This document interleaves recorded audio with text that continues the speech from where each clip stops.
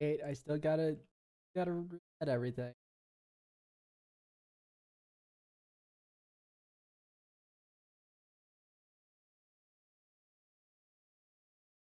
Change the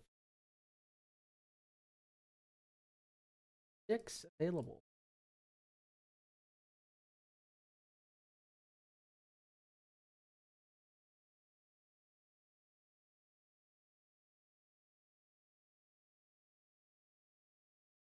Was anybody like me? Then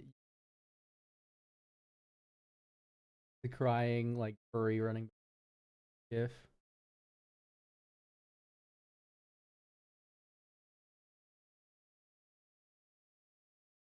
There we go. And that's how you mail manipulate. Okay, so let's go to like, I don't know if I want anything. Hello everyone. Oh, now that the music's playing, it feels like a real stream.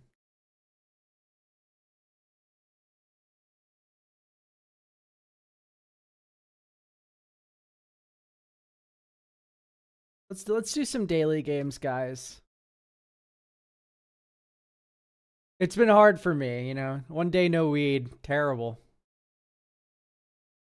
A little bit of humor there. Hall.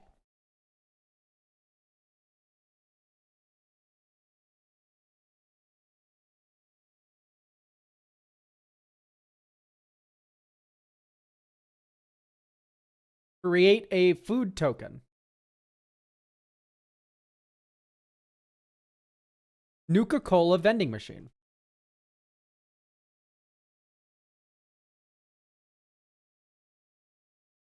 They're using the Sunset Sarsaparilla one. That's cool.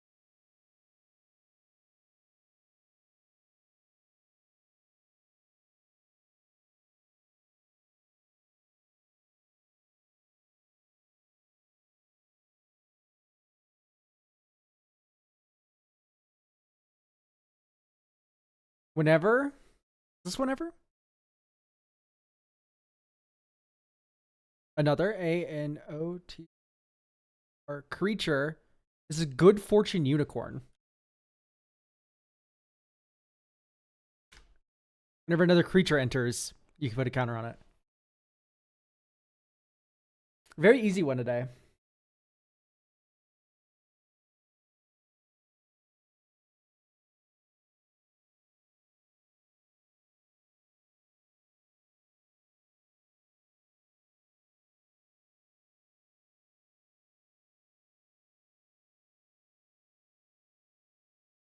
Pretty good.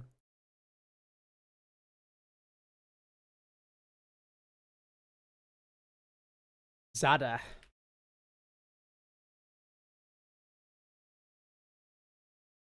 The term for stats printed on the card pre-counters, ores, or equipment, or stat line. Base. Code from the vault, centered around Commander's most popular creature type. 5 down should be dragons then, right? This is Nicol Bolas. So this is Dragon Vault.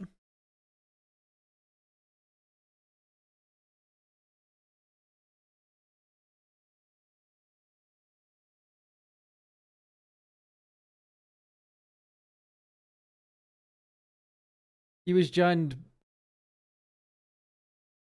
Oh no, it's one of the old legends that suck. Artist, no, nightmare. A 2/2 for 1 green, a bear. Zendikar is known for this hot stuff. Lava fume invoke. I don't know. Lava's hot. Starts with L. Most popular UB set to date. Final Fantasies. That's Finn.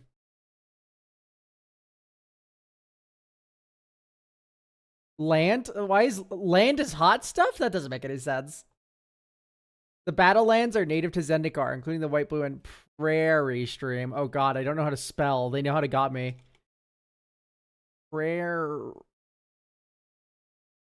How do you spell prairie, chat? I'm scared now. It's like in the middle of the word. Prari. I thought it was IE, right? Am I stupid?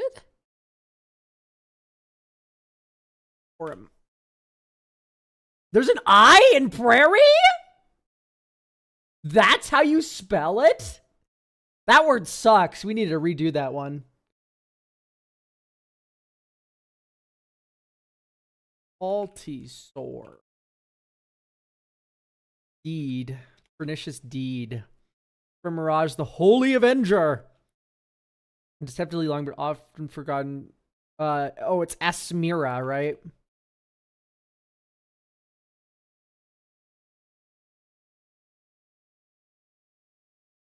Prairie. No. A. This is I. Okay, we're fine now, right? No, it isn't. It's Araie. I'm awesome. Air. Huh? This is not okay, chat. This type of bending was an avatar. Like, that's a better clue.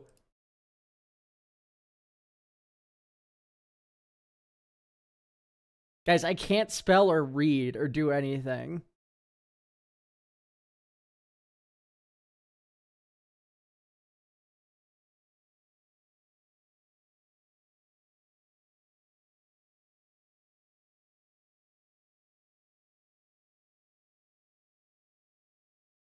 This is block. 12 is a dune. The original good dog. This is Isamaru.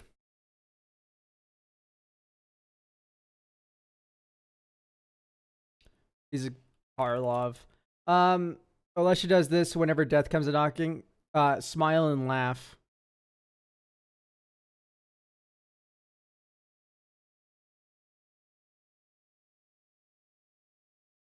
You ever doodled on, or the art's been changed, altered? Insidious Singer. A Mono Blue Siren. Oh, fuck.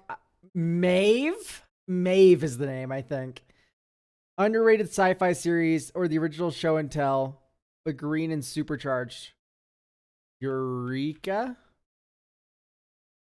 This land from WWK. Dread Mortuary. Temporal variety lets you delve. Trespass. There's one S there and then two S's.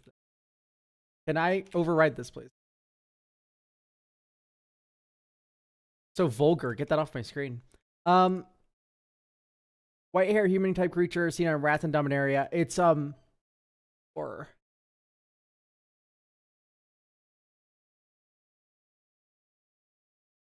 Higher? No, cast through. It's Pyre of Heroes, but that's not it.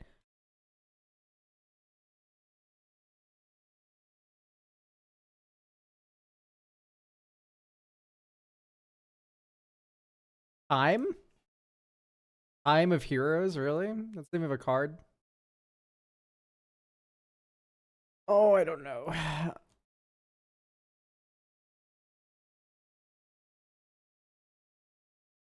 Plow under. Gnarlagor is really good at wearing a Rancor.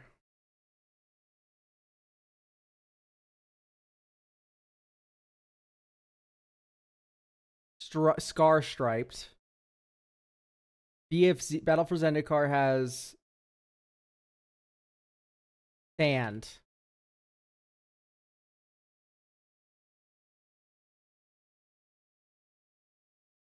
Orin Reef Hydra. Flickering Ward.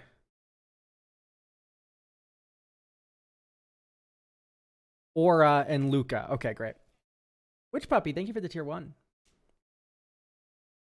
Flowender is an evil, messed up card. I don't know why they gave green double time walk, but they did. All-time God of Death, Egon. Judgment's got a mental one. Ransom, right? Note. Mysium, serpent, or molting. Skin.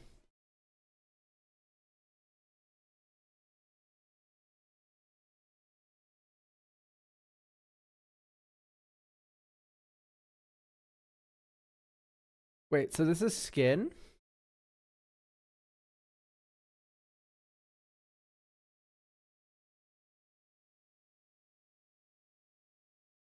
Ire.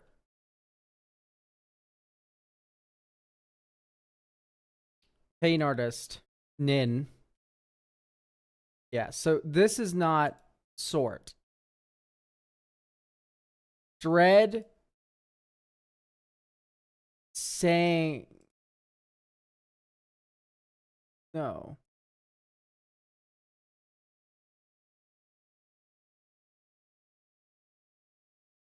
Yeah, I think it's statuary.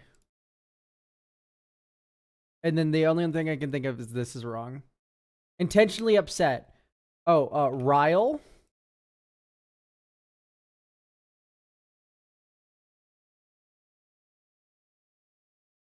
From the vault. Drag.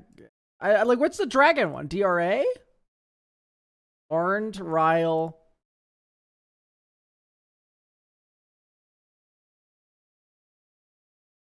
Date. What must be most popular UB set to date, especially when coming with this. Oh, this is Atla, the last Airbender.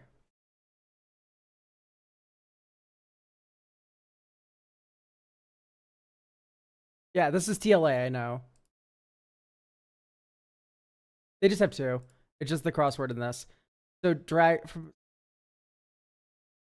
Yeah, that's what I also thought. It's like it's Finn because it's like super popular. I didn't read the rest of the clue. It's like, oh, it must be super popular UB set. It's fucking Final Fantasy. Rad.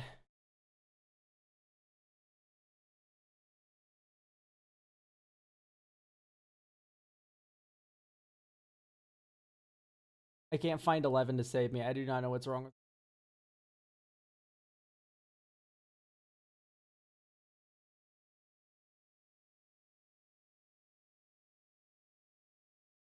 Brad Rigney. This is definitely what's wrong.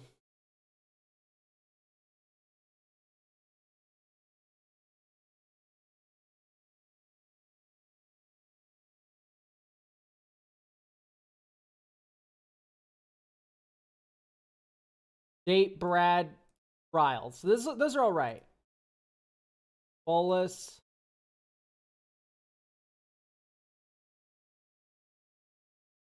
Sada, Adun.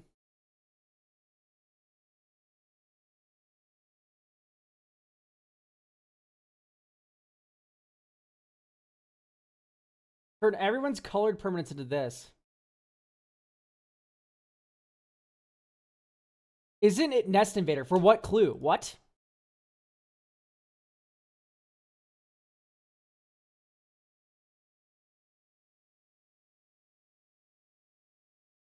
Anti. What's this then? A 2/2 for 1 and a green. Nest Invader. Oh, it's not a bear. I see. Because this is Zada. Adun. Nest Invader. Altasaur.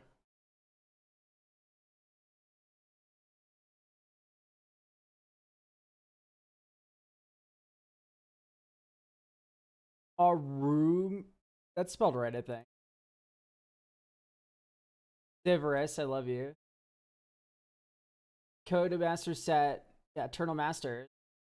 Indeed. They spell his Mira wrong?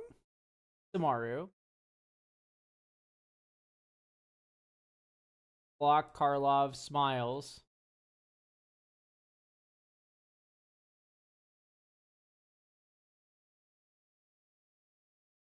The truce is right. Statuary. Or Iron Nin. Time Egon Note. Trespass. Blau. Aura, Scar, Sand, Luca, Orin, Ward.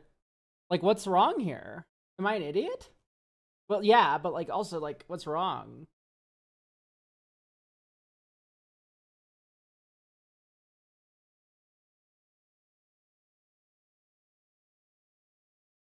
Sandstone Bridge, Star Striped, Aura, Gnarlid, Plowunder,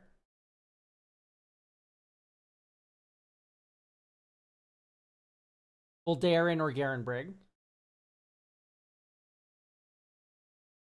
Tori, Finn, Nine Figures Keen,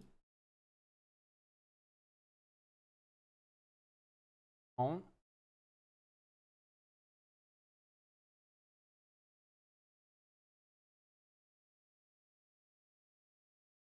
Vertigo, yeah.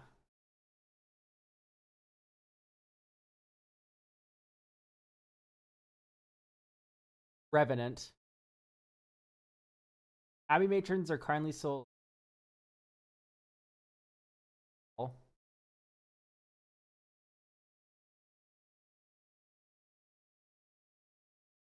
Bleeding. So this isn't block.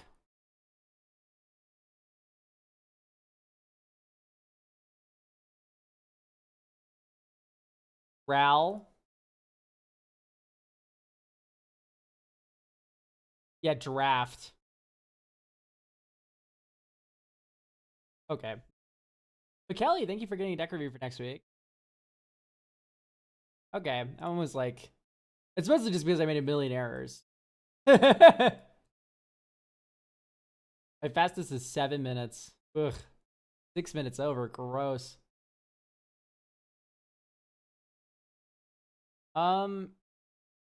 Ignore this. I'm gonna do something funny with it later.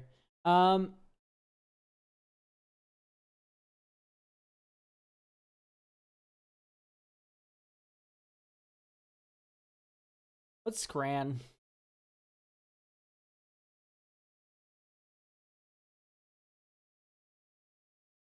Am I insane? Because I would rather have the lamb.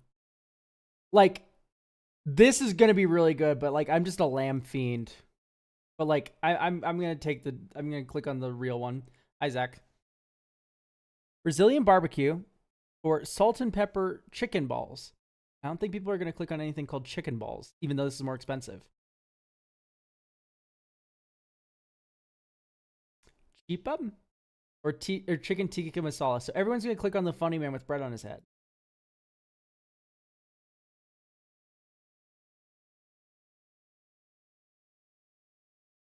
Pie chips and gravy, dirty. Well, sorry, Zach, you just don't know how to play Scrandle. I don't care how good they are.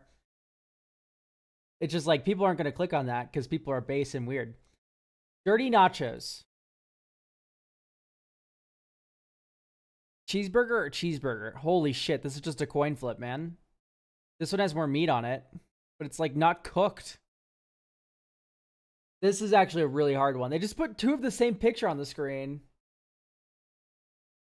This one's cheaper. Yeah, bummer. That, like, literally, I don't know what I'm supposed to do there. I could be like a god scrangler and just like, that's a coin. Yeah, they both look gross. I don't know if you know this. I'd be sad eating either of those burgers. Probably the not burnt and fucked pie.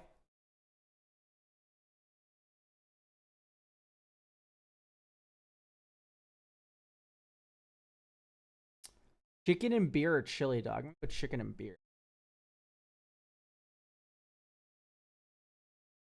Very worse than chips are wrinkly ass hot dog.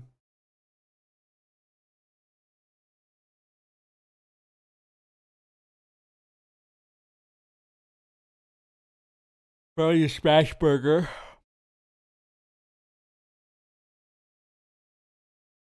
Loaded fested fries or German dog. Whatever's covered in like sauce and glistening is what wins every single time.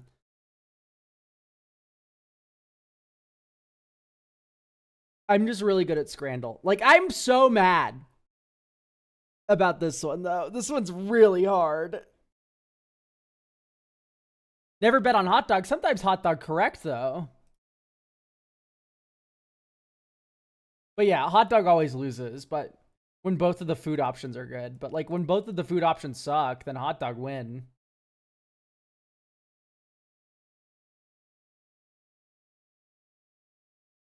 For me, it feels like desserts often get underrated in Scrandle. Am I crazy with that?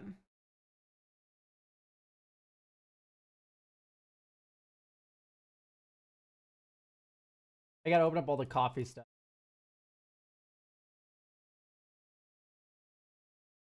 Days.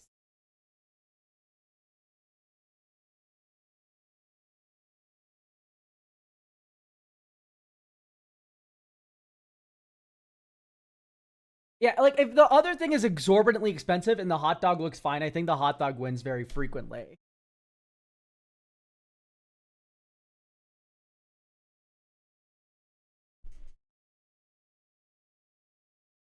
Ooh. Okay. Let's take it from the top, guys. Also, we got another. Yeah, Picali and Joey Lemon. Thank you both. Is it Lemon or is it Lehman? Okay. Do we have Robert? We can look at Rakdos the Dude, Doomsday Excruciator, huh? I'm not a big fan of hot dogs. Hot dogs are so good. Like, people legitimately just need to eat them. Layman. Okay, thank you. By the way, do we have Robert here? Beep, beep, beep, beep, beep, beep, beep. Paging Robert. Like the Layman brothers. I live under a rock. I don't know who those are.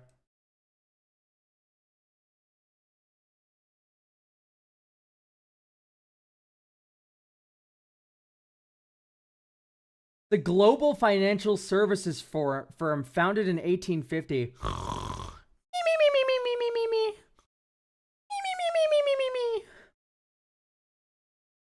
Hello, I'm here. Okay, I see. They caused the 2001 recession. Wait, that's actually really funny. That's comedy. I don't know if you know this, but in 2001, I was -1 years old. It doesn't matter anything that happened before I was born. It's fake. It's fake news. It didn't exist until I was born. Anyway, let's duplicate this Rakdos the Muscle deck. Wait, I'm older than you. Yeah, a lot of people are. 23 isn't that old. I turned 30 2 weeks ago. Oh no, I'm sorry. No, I hear your 30s are like the best time of your life. At least that's what I hear. I'm having a great time right now, so I'm excited.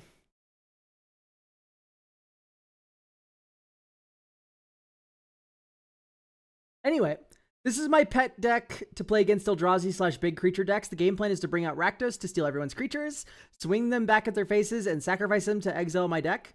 Not for theft from other people's decks unless I'm desperate. Currently, I feel the deck relies too much on the commander, and it usually gets exiled as soon as it's cast. My LGS is very removal heavy, and I cannot find the right balance of protection versus removal. I would like it to be more consistent. Even if Rakdos dies, I'm open to tutors to achieve this. The most consistent way to win is Doomsday Excruciator, then sacrificed with Rakdos on the field to remove an opponent's library. No budget restrictions. Any cards, including UB. Okay. Aiming for bracket 3 or bracket 4. I'd like to know. So we're not going to make it to bracket 4. Peace and love. We can like give you some tools that can maybe give you a chance.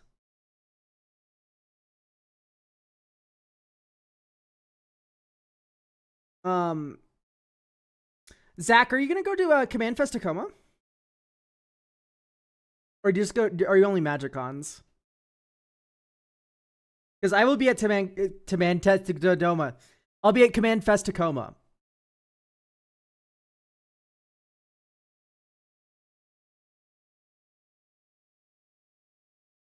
Doomsday Excruciator is WinCon is big brain. It's pretty typical, I think. Like I think most Rakdos decks cook with it. And then also, like, I've seen it in Gonti and stuff before. Great. All right. By the way, I love this primer. I've removed Phyrexian Arena because of the Infinite with Forsaken Miner. They mean Phyrexian Altar Infinite with Forsaken Miner.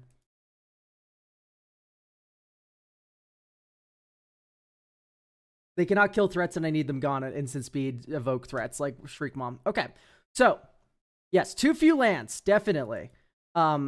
We can get to additions soon. I want to start talking about cuts first. I think Insurrection's gonna be the first thing to go.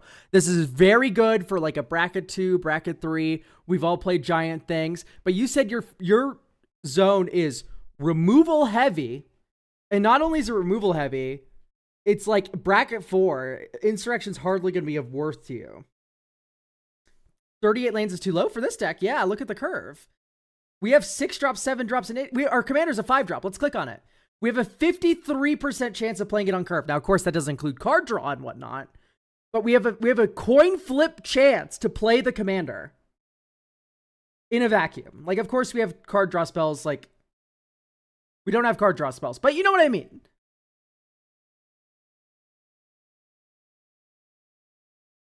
This is too slow, but it's also funny, so it stays. Sure, yeah, I like it.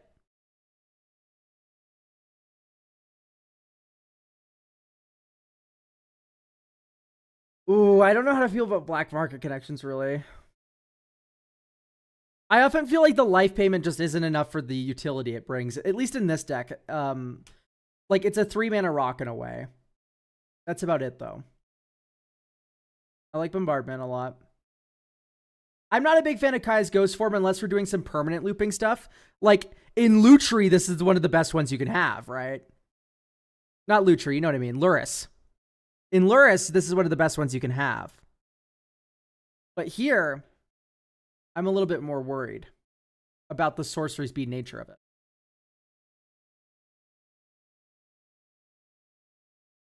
Our commander is big enough where I'm like kind of okay with Lightning Grooves. Cut Altar. I was thinking about cutting Altar the Brood, or Ashnod's Altar rather.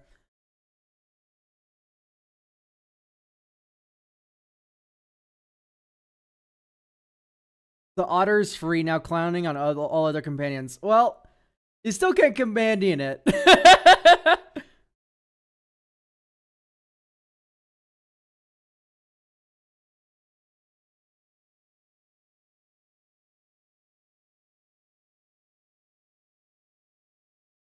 Okay, this seems pretty okay so far.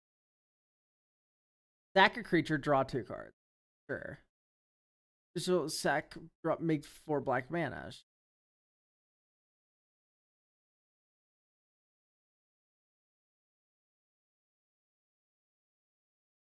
The tough thing about your deck is I would almost always prefer... Yeah, Nalfenchi's definitely super Winmore, but go for the Throat, just very middling. Why Imp's Mischief in a red deck? I literally like can't even think of a reason.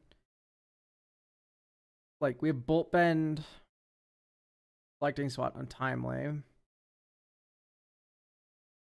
I guess it's another 2-mana one, but I think we just have enough. Plus, I'd prefer Protection Engines and stuff. Like, Lightning Grooves in this deck is actually okay, because Rakdos is just so expensive, and we're in Rakdos, so it's very hard to find a protection spell for it.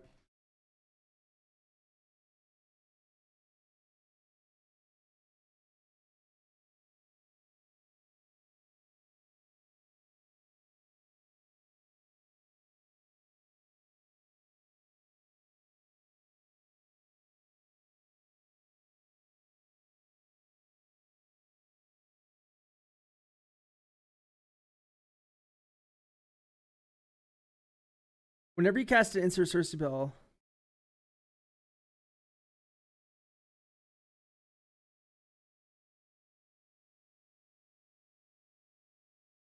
Whoa, crazy. What precon was this in? Modern Horizons 3. Was this in the Jund precon? It's crazy.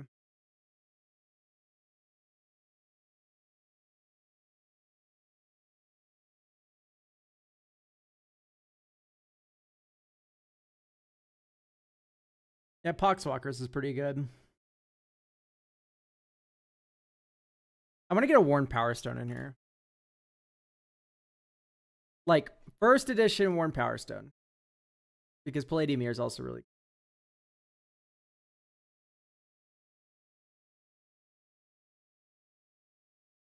Really not a fan of Reckless Barbarian in general. Theris. Yeah, it's probably fine.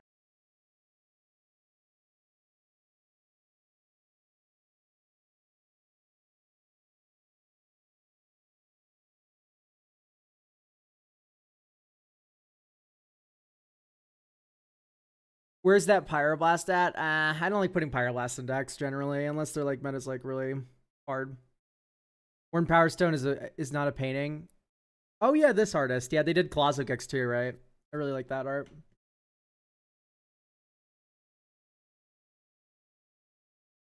I don't like the mana value cap on Wrangle. Flame at least is 1 mana.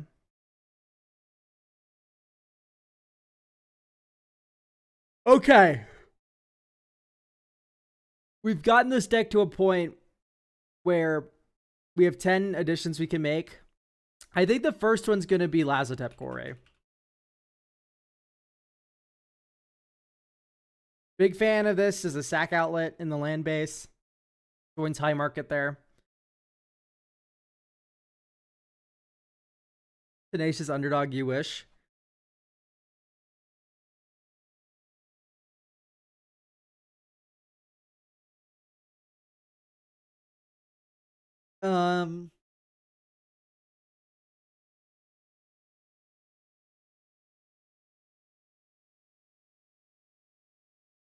Is Bombardment actually worth using over other sacrifice outlets? The answer is yes.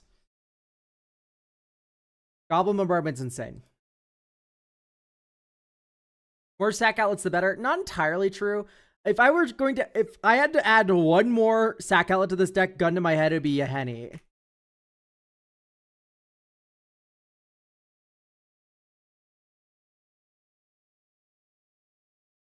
But we aren't spamming tokens. Yeah, but it's Black Fireball with Forsaken Miner.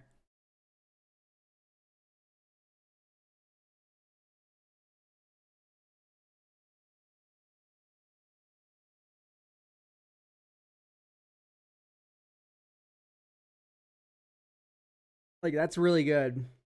Yawgmoth is very good. It's just like, I don't want Yawgmoth to steal the show from Rakdos, you know what I mean? Juries win more. If we're sacking a bunch to Rakdos, then we're probably already winning.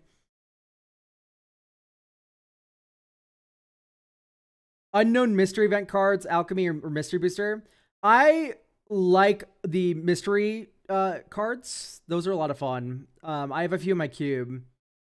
Right? Like, let me pull up my cube really quick.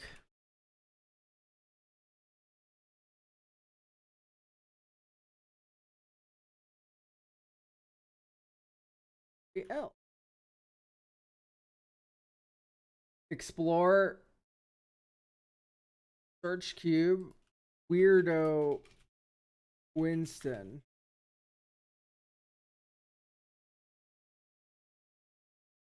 This is Weird Winston.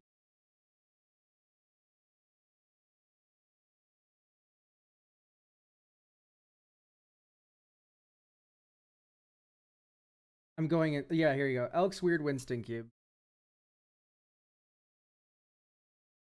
Yeah, so like I have in here a bunch of the Mystery Booster 2 cards, but also like unknown event card right here.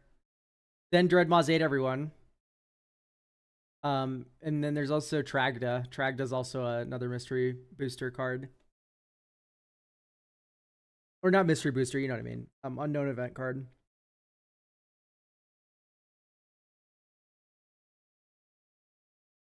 So there's 2 really good Mystery Booster cards. I should probably put Arena of Glory in here over like Sokenzen.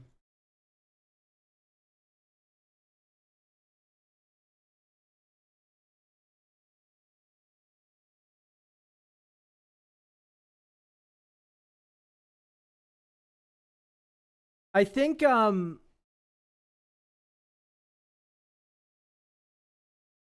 Warp Buddy. Warp Pal.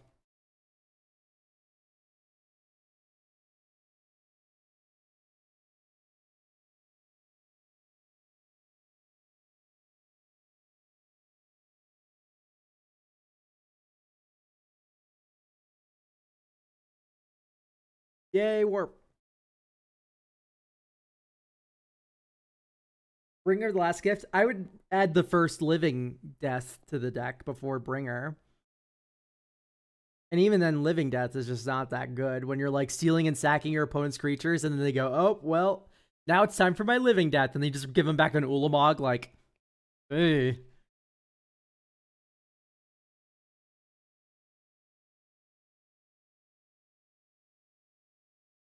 I'm trying to think about like how we make this deck better without just adding Grave Pack Dictate, because Grave Pack Dictate's really good in this kind of deck, and it feels like the easy way out. In all seriousness, but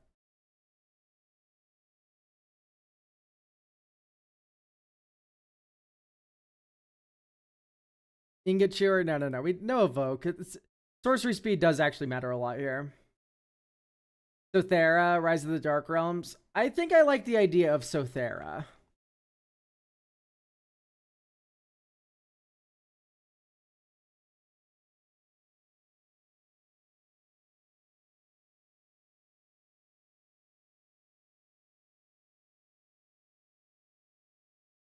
Vandal Blast would not be bad. I just can't bring myself to like it.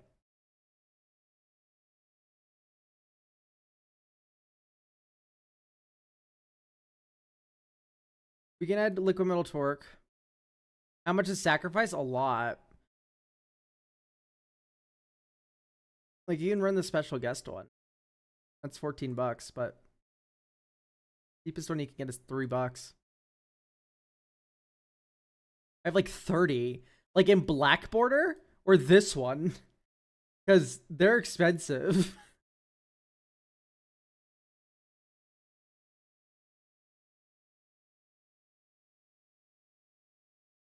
All right, so. Wait, why don't we have Burnt Offering? Isn't Burnt Offering just like infinitely better than Culling the Week?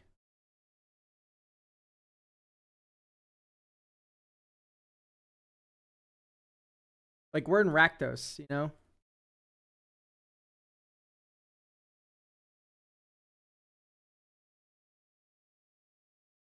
I guess if you sack a 1-drop, Culling the Week is better. But if we're stealing sacking, Burnt Offering's there. Okay. I'm going to hit you with the, like, should we run a Grand Abolisher in this deck? Insofar in as, like, Defense Grid, which is symmetrical. This is, like, generally my, like, go-to reach for, like, anyone who's like, oh, my deck always gets exploded. I'm like, the thing is like, Hexing Squelcher could be good. Yeah, let's just squelch.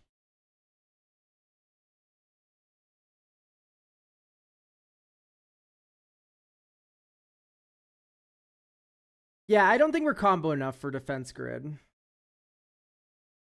Spider-Punk, nah, let's just run the Squelch.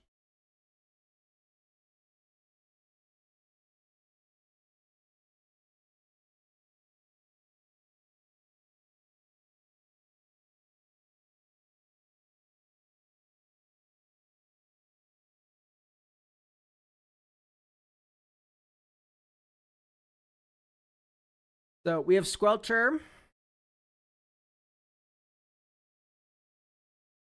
I'm also just worried about removal spells too. Like, exiling is an issue, allegedly. So maybe you go like Animate Dead. Necro.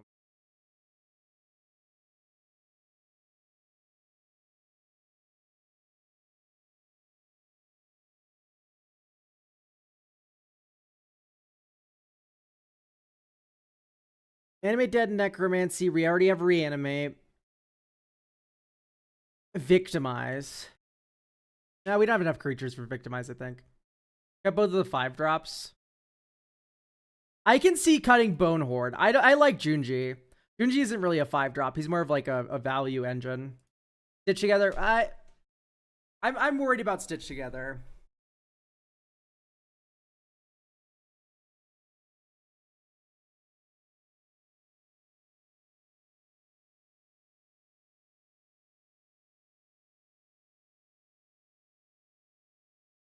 I do think very seriously you need an Herbivore.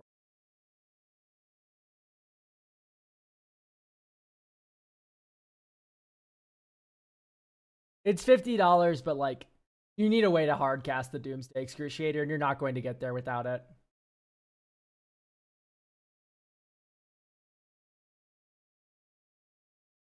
So they make some amount of sense. I just want to say I don't care how much you edit the Oracle text of Necromancy, it's never going to make sense. Like, I know what this card does. I can't tell you why every single word is on this thing. I would respect them more if they just printed Necromancy and then in the fucking like enchantment was just like, you know what it does. You know what it does. You understand.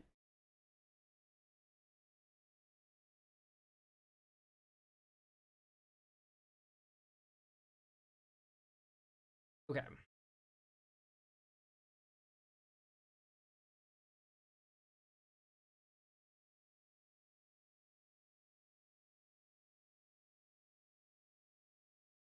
I don't like Return the Favor because it's 3 mana redirection spell, which is just like, ugh. Good luck holding that up. Would Underworld Breach be good to replay the steel spells? It's fine. It's just not the.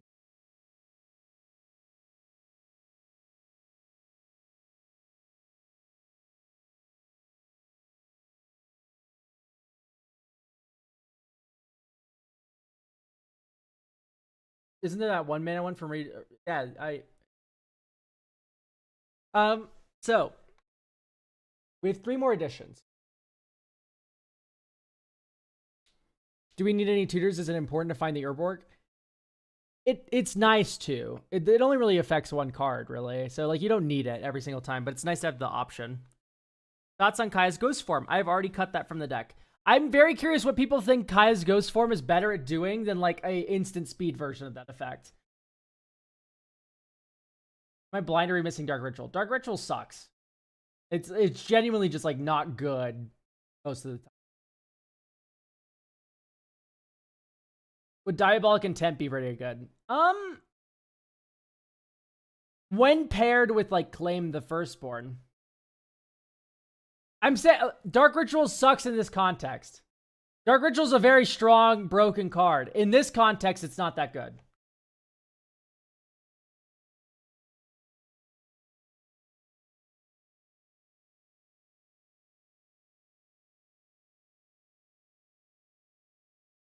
Yeah, like I would rather have like an instant speed Malakir Rebirth flavored effect.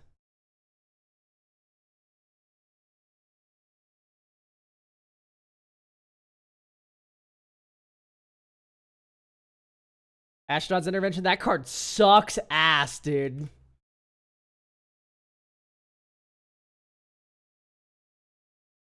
This card reeks. It's so bad.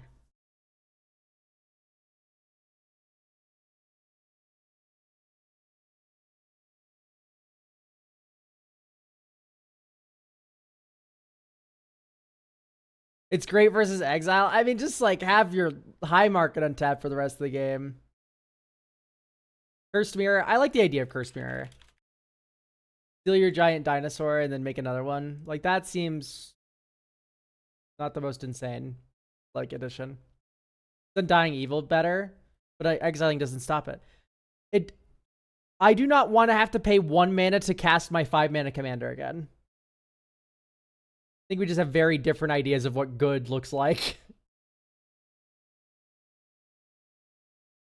At that point, just cast it for 7. You're paying 6 mana for it. Like, you're saving 1 mana by using Ashnod's. Save your machine. Urza's Cave, please, Elk, I need this. I could add an Urza's Cave. I'm thinking about cutting Mikakoro if we're gonna do that though. Besides, I think that should be Gaia Reach anyway.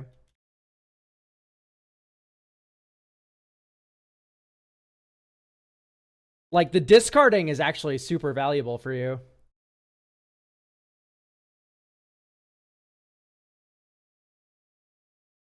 Have you ever thought about trying a 1-mana commander? I have no idea what 1-mana commander I'd want to run. And besides, I'm just such a fan of Starfield Shepherd and shit that, like, I don't even know if I can, like, really bring myself around to doing it.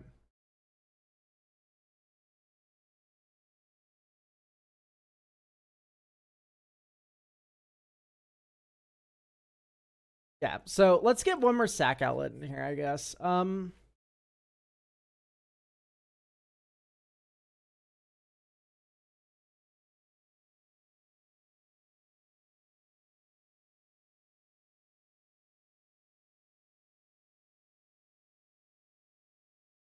Isn't the intervention way better for the second or third time your commander gets removed? Yeah, I know, but like at that point, just put like we should have a sack outlet open as a defensive option.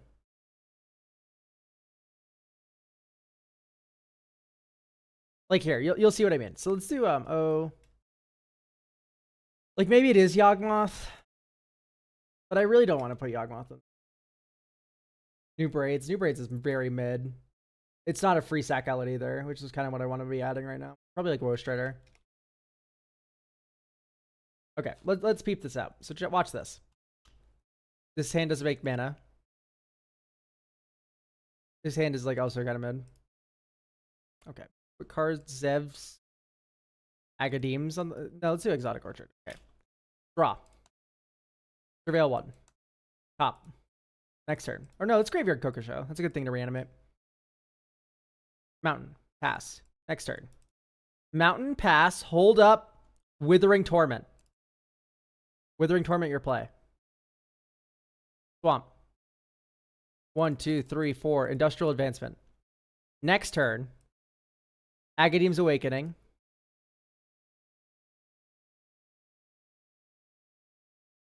Yeah. Twisted Fealty. Steal your creature. Swing with your creature. Sack a creature. Let's say the mana value is 4. No, let's be kind to ourselves. The mana value is 5.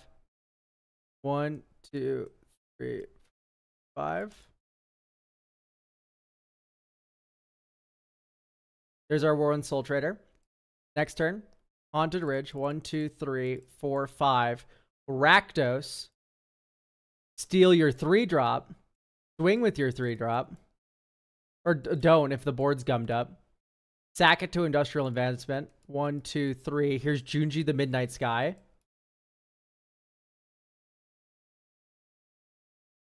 So your next end step. So you pass the turn. Someone goes, exile Rakdos. And here's what you do. You sack Junji. Or I guess you sack Rakdos. No. Sadly. So you go sack Rakdos. Treasure. Sack Junji. Return Rakdos.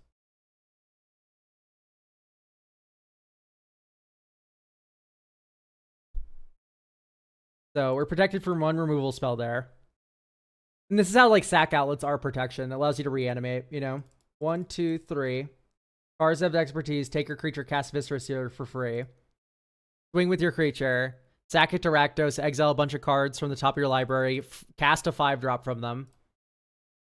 Sack the 5-drop. 1, 2, 3, 4, 5. Miss. Bummer. Yeah, I think we need more creatures. This deck sucks, LMAO. Okay, what part of this playtest made you go, ew?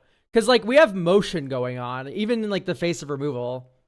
So I would like more input than this deck sucks, LMAO. This is kind of heat, not gonna lie. Like, where are you coming from here?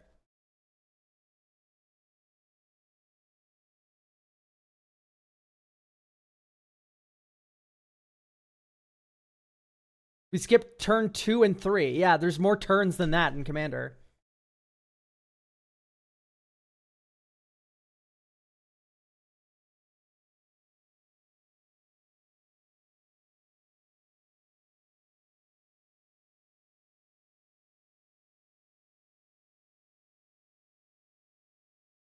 Don't know if I'm a big fan of Ornithopter Paradise.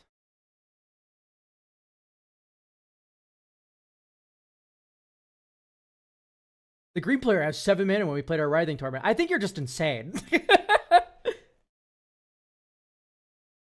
Dark Confidant's insane as well, speaking of.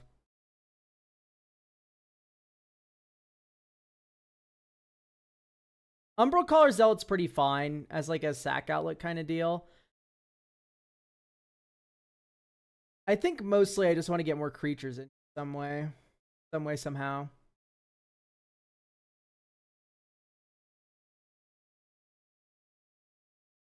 I like Chthonian Nightmare. Yeah, this isn't that kind of deck. So.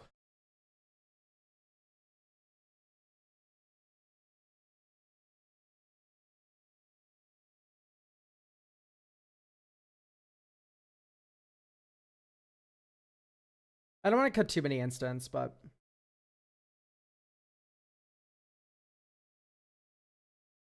Yeah, so I think we're just doing like a false comparison here. Well, just play a big creature deck if you want to do big creature stuff. Like, this is not the same thing. Like, this is what play, like, we're not like optimizing here. We are to an extent, but like, it's a lot more about like, I want to play a Rakdos Steel and Sack deck in Commander. Okay, great. How can we manifest this?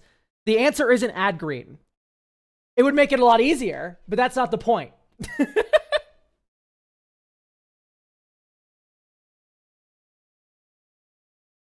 I just think it's worthless criticism.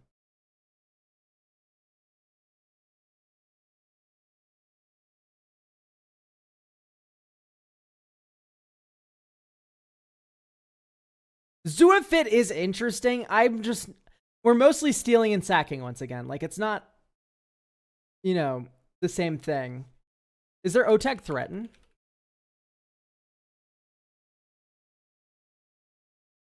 Type creature.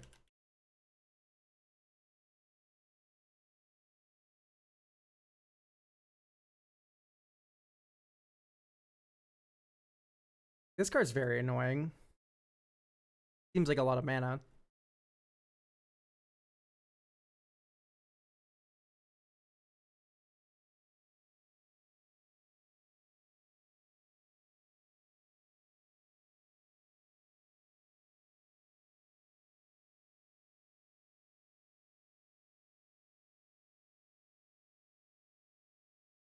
Furbog Flutist.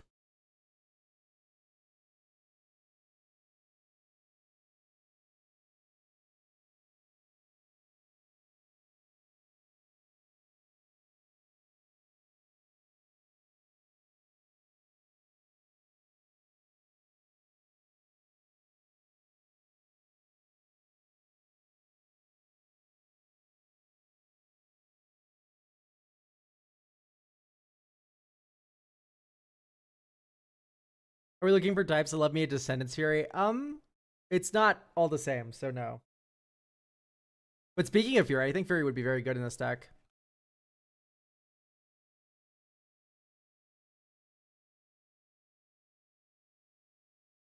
Like, evoke it and then sack it to Rakdos. Pretty good. I'm going to argue that Blast Act isn't kind of what we're trying to do here. Like, we can run Mizium.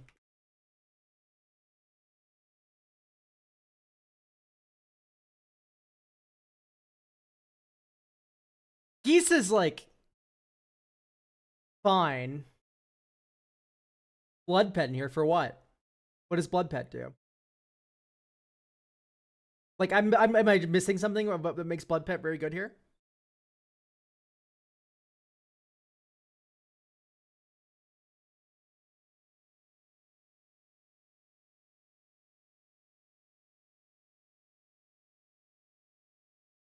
Delve creatures for Rakdos synergy.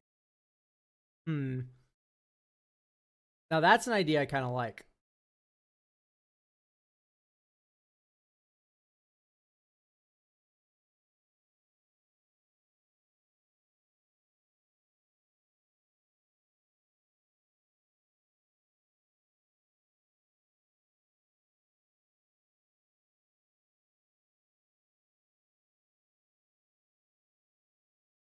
Right now, I think this deck's like main issue is like dodging swords.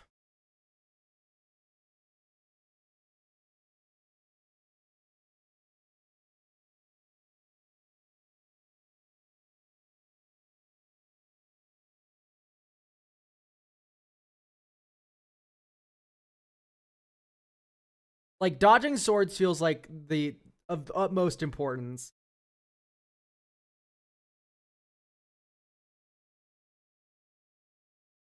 Yeah, I like the idea of comeback run.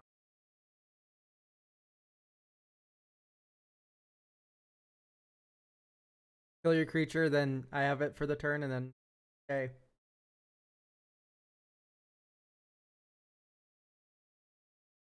Not dead after all. Yeah, not dead after all, chat. I don't know if you know this or not. It doesn't work against Swords to Plowshares. You need a sack outlet. Untimely, untimely's in.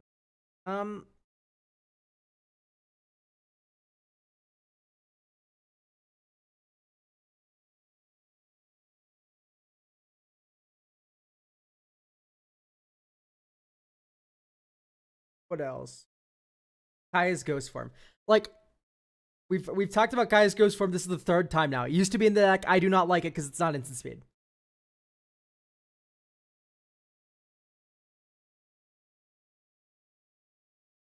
Tybalt Trickery wouldn't be the worst thing.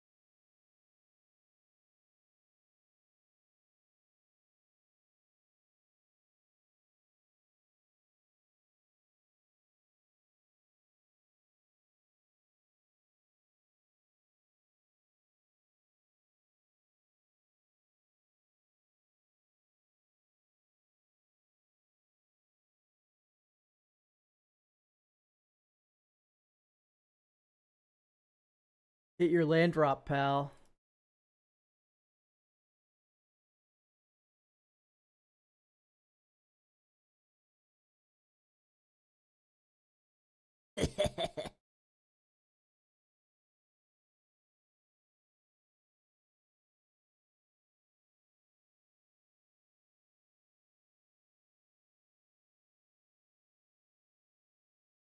Sucks we only have one red.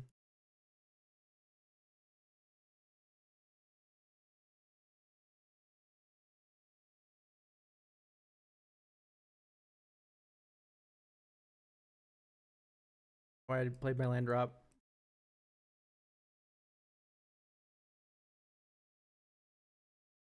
Puppeteer click is sick. I think you're right.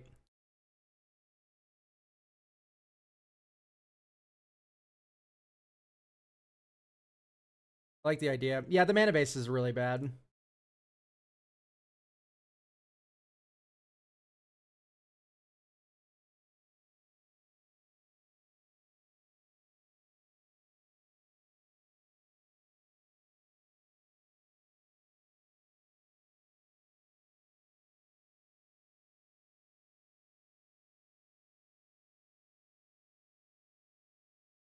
Damn, Luxury Suit's fucking insanely expensive. What happened to that card?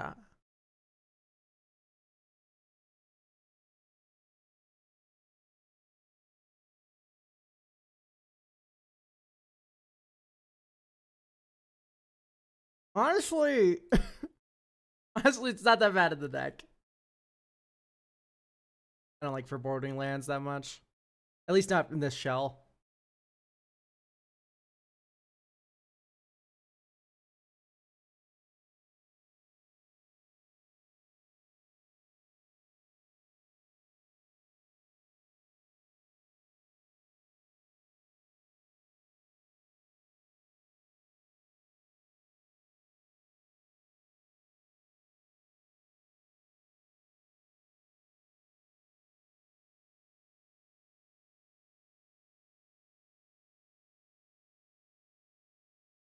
Let's take Busy Mortars out entirely.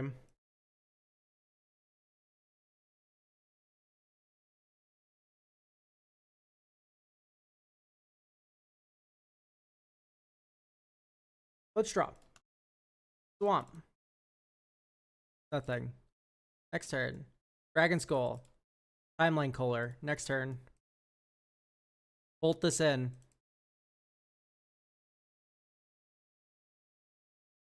Palladium Mirror. This is what I really like about Palladium Mirror, by the way. 1, 2, 3, 4, 5. Rakdos the Muscle. And if we tap not like an idiot. Right, this black, black, red. 1, 2. Dragon's Cool Summon allows you to hold up Bolt Bend. Like, Palladium Mirror is very good, which is why I added the Worn Power Stone.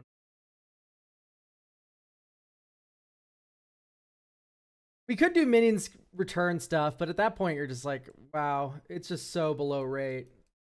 6 mana, steal your creature for 2 cards. Eek. You know? 3 Grieves up Rakdos, and then you go ham. So we can sack the Drix Warlock to exile the top 2 cards of your library. Pay black to warp this back out. Or like whenever we need. So we have access to currently 1 black mana, exile 2. Palladium Mirror is fine. I would always add Worn Power Stone first, but Palladium Mirror here works with Industrial Advancement, right? Like, it's a creature you can hit off of it.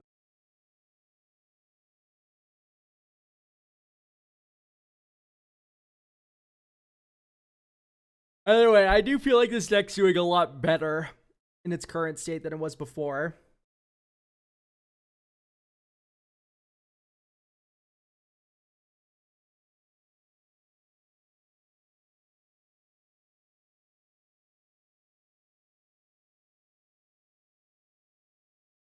Is there anything like this?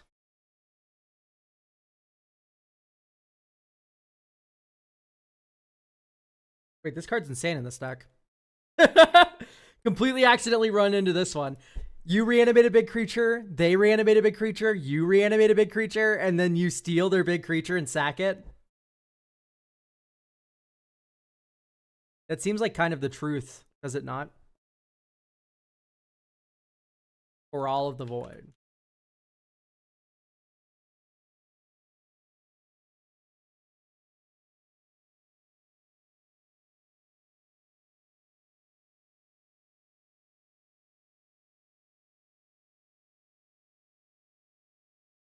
It feels very fragile. That's my word of advice. Feels incredibly fragile.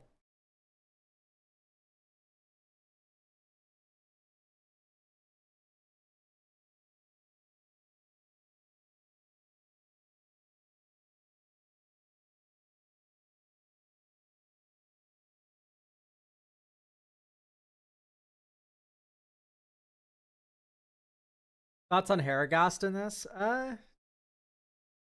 OG Olivia too clunky. At least repeatable.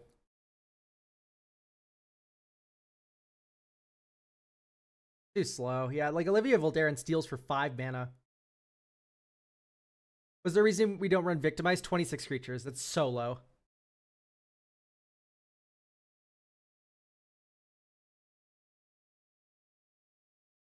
We had an infinite creature combo. Yeah, I think it's going to take away from what this deck wants.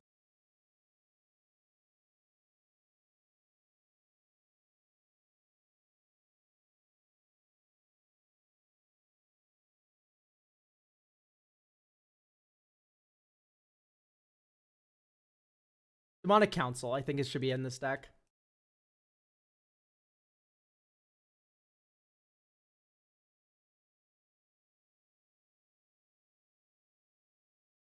Right, you can get Doomsday Excruciator off this. We have 3 demons in the deck, so there's another one in here somewhere. So even if you miss, yeah, Demon, Nightmare Shepherds. You have 2 targets for this before Delirium, and then it's Demonic Tutor after.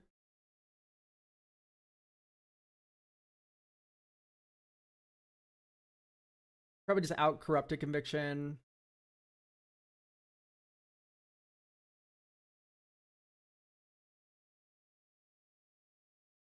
We added Liquid Metal Torque, maybe just remove it again. Valgoth's fine. I just don't think we want to lean full Reanimator with this list.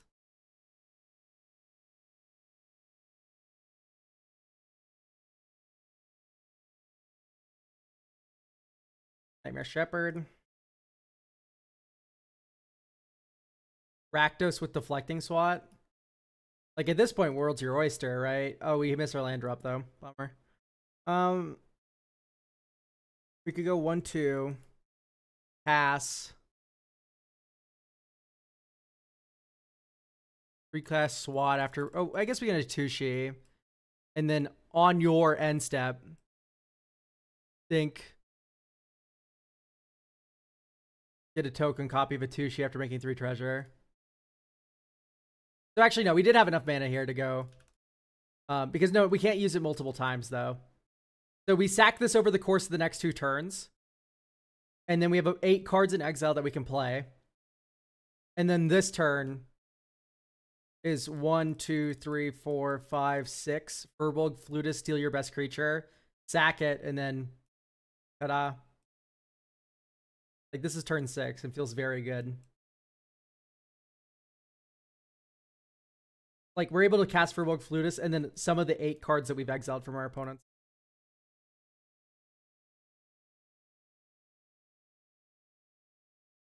Yeah, I have no control sandwich man over the ads that play. And I get like 10 cents from it. Like, I would rather just not have ads on my channel, but alas. You really need Deadly Relic in a 5 CMC commander deck. It's a good card. I don't know. I do think that Deadly Relic is not as free as people. But I think it's fine here.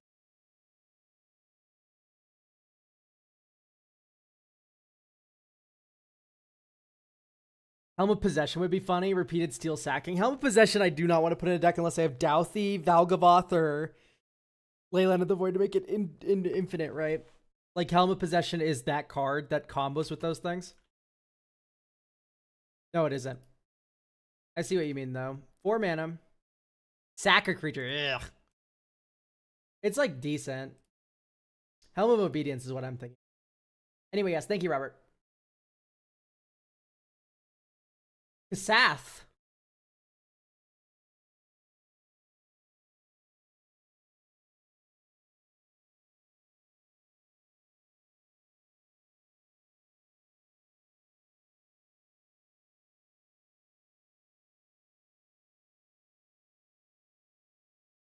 How do you feel about the Funny Apple? It's too expensive. 4 mana is way too much. We have Kasath here.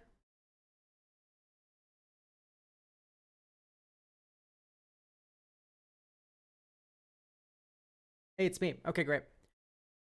Gameplay is mainly Orzhov aggro, with the main game plan being to build a wide board of big swingers with Ardbert's effects to swing as hard as possible and offer good blockers on the crackback. Secondary themes focus around life gain and card draw, with a small suite of non-legendary creatures that offer buffs to creatures with +1/+1 counters. Played this deck for about a month now with friends on Tabletop Simulator and want to solidify the deck before I consider bringing it to in-person events. UB's okay. Budget stay under $400, but willing to bump it up to $450. More interesting choices or off-the-wall picks outside of EDH Rex inclusions. Other sub-themes might work in the deck. Replace life gain and card draw. Okay. So, let's peep this out. Do we have protection spells? We have Teferi's Protection. Lapse of Certainty, I suppose. It's fine in certain situations. I just generally think that we're better off finding some different options. Has First Strike? They're already big, ideally. They gain Menace and Vigilance? Holy shit. Yeah, like, no. Like, they're unblockable. I think people don't realize how, like, how Menace is quite literally unblockable.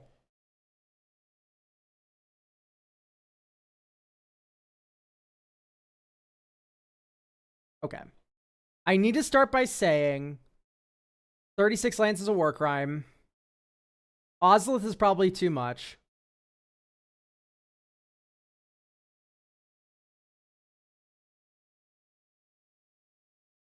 Aetherflux is probably too much.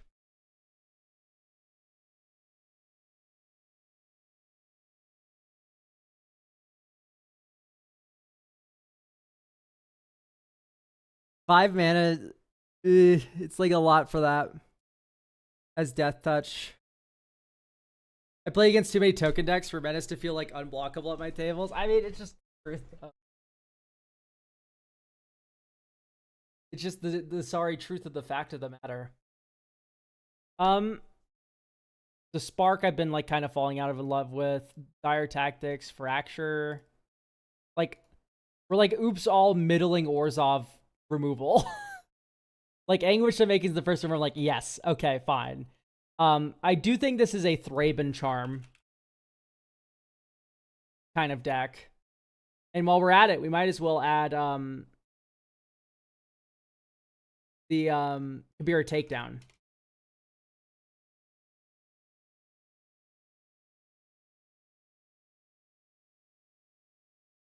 Not a big fan of like, Damning Verdict should be your board wipe, and then you just don't run another one. You are going to be the widest board at the table frequently.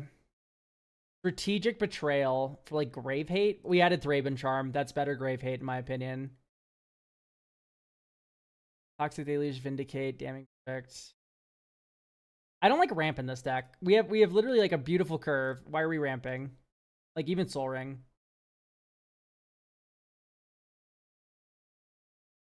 We're running Sensei Stop. That's too powerful, Jofu. I think we're trying to like bring it down a little bit. Okay, so we have some additions to make.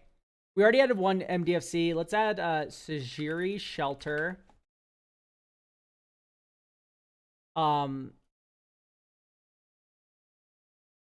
Is Bogart Trawler.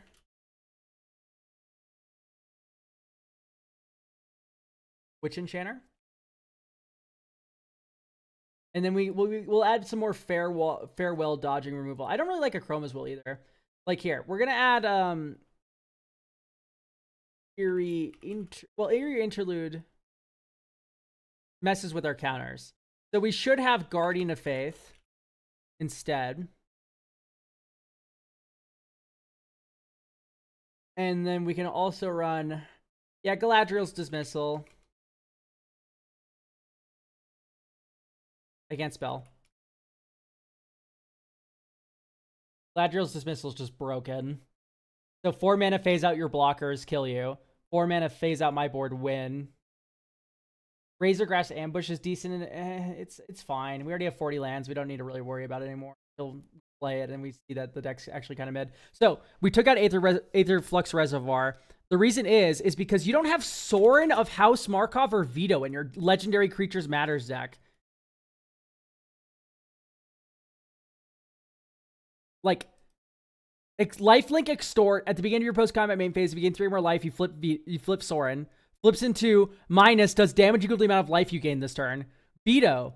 Whenever you gain life, target opponent loses that much life. And then he gives your whole board lifelink. It's ridiculous. Also, like, resourceful defense. Like, I don't think we're, like, stack up with a billion counters kind of deck. There you go, okay. Yeah. Need some more legendary lands? I guess. It's just, like, not that much. It's just, like, not that needed, I feel. Okay, here's what is needed, though. Elish Norn Grand Cenobite. This is legitimately one of the best legendary spells you can cast in this deck.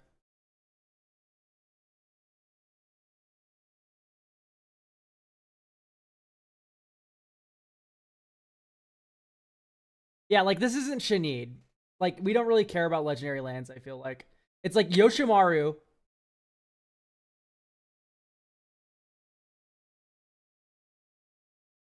It's Yoshimaru. Let's add Lauren. It's already in. We could do Felia Recruiter.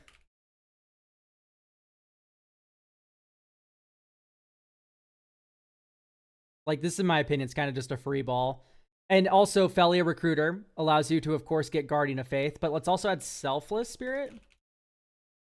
It doesn't dodge Farewell, but it is just, like, a very good card to deploy and then just forget about. And then... Okay.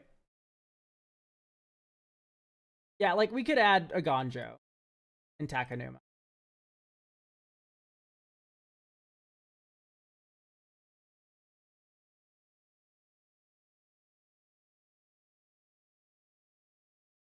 Halia for card draw and life gain? Yeah, I could see Halia being good. Guided by light. It's already in. Metastatic Evangel? Ooh. Yeah. Although, yeah, no, it's fine. Metastatic Evangel will be. All right.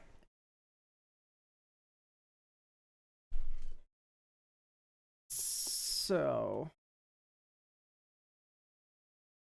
I think we might have too many fogs. Like, I think Ink Shield. A lot. Yeah, so let's just do Ink Shield and then T-Pro as our fogs. Children of Corliss. Micaeus, the Lunarch. I don't know why this guy was in here before. Yeah, Skrelv. And then now, we have Children of Corliss for life regain. Micaeus, Skrelv, Yoshimaru. Goats know what comes next.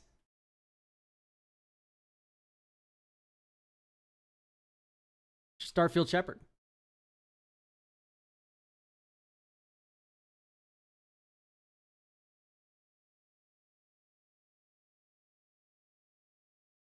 Luris would not be that good in this deck. We actually don't have that much low curve. Skittles in this deck? Like, it's not like awful, I guess. Luris. Yeah, like, no. Ranger Captain. Ranger Captain's also very good. General's Enforcer. 18 humans. Eh. Arvad already in there? I think so. The answer is no. Arvad's not already in here. Besides that, I think Clever Concealment's much better anyway. And you can actually run the cloud art because the commander's from Final Fantasy. What a fucked up funny quest. Dakfair is a legendary selfless spirit. You are reaching so hard. It's unreal. Still no Lotho. Lotho should go in, yeah. Uranos. Oh my god.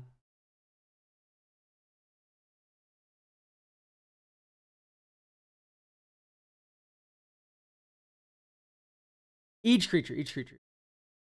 Spider-Man's fine, but also just like ugly art. You don't really need it.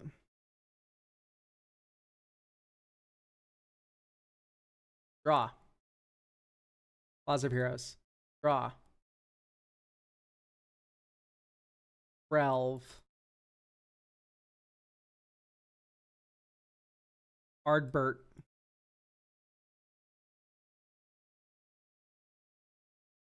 Ooh. 1-2. Karlov. Dink. Dink. Dink, dink. Sword of House Markov. Dink, dink, dink. Dink, dink. 9 damage on turn 4.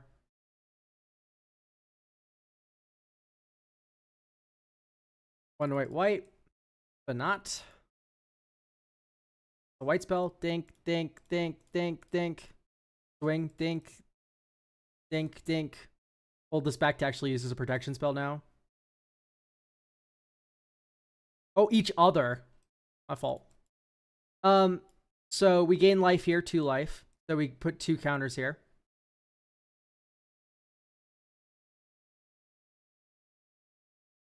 Grell protect. 1, 2, 3, 4. Wrath of the Rabbit.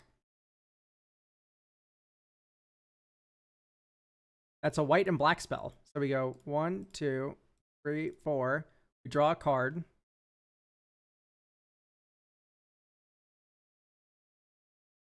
And then you swing. This flips because you gain 3 life. Speaking of gaining 3 life, you can minus to lightning bolt something. And then at any point, you can just exile anything you want. Does Gandalf double our triggers? Yeah, but like, let's see what would have happened this instead. Like Ardbert only.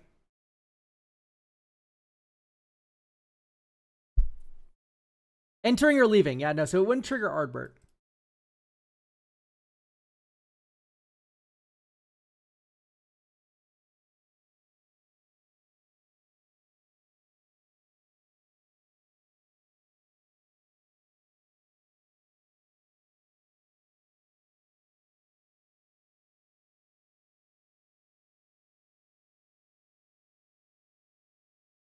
Doesn't draw a whole lot of cards. It's fine at card draw. We have Timna and shit.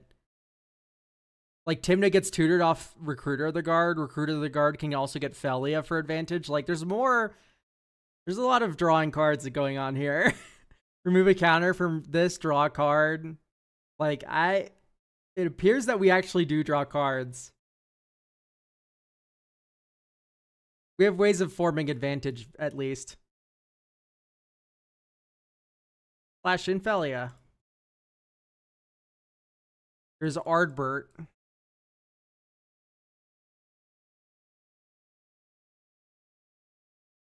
Dink dink. Flicker this. Comes back. Sword's your thing.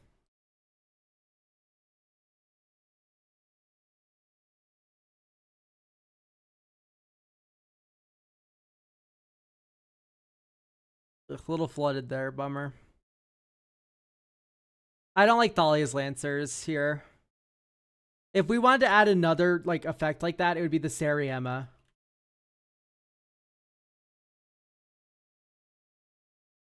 This is what I would add.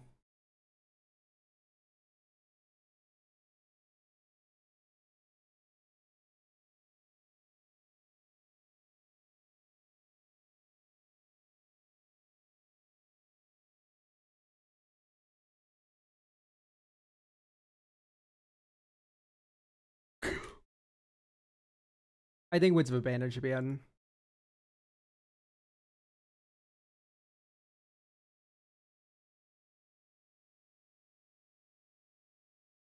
I think Metastatic is maybe too much. Abzan Falconer out. Once again, just Menace is just such a good word. I think this is good to go. Under 400. So let's see if we can try to cut something for budget. Yeah, Takanuma.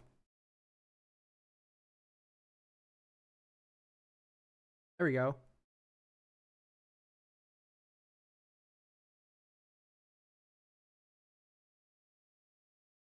Does this get past a token deck? So I don't know if you know what Elish Norn Grand Cenobite does. Like 4 Saprolings can chump for a bit. They can chump 2 creatures. All of our creatures have Menace. And they also have Vigilance. We stay back on them too. Protection from green. Flying First Strike Lifelink. Winds of Abandon. Here, have some tapped lands. You're dead. Galadriel's Dismissal. You don't have any tokens. You're dead. There's so many ways to get around tokens in this deck, guys. You don't need Abzan Falconers and all that. Like, it's legitimately, there's so many answers here. Like, even just swinging your creatures, they are larger and they have Menace. They take out 2 blockers per attacker. No, it gives Menace. Like, I think this is just good to go. Like, legitimately, this is like the archetype where I'm most comfortable with, which is just like mid-range, funny value synergy pile. Yeah, like this deck's already very good. Asian Fiora, maybe. You would have to cut Primeval's Glorious Rebirth for that, I think. Which honestly is probably not even that bad of an idea. Because like I have very much fallen out of love with the cards that are like bring back everything, unless you're like a dedicated sack deck. Right? But we already have Winds as a board clear. We already have Damning Verdict as a board clear. Like Toxic Deluge is also already in the deck. Maybe Vindicate can come out and you can run it in that slot. Although, honestly, maybe you just do like a 2-drop or 1-drop removal spell, like a Path or something. Like, I'm not even a big fan of Path, but...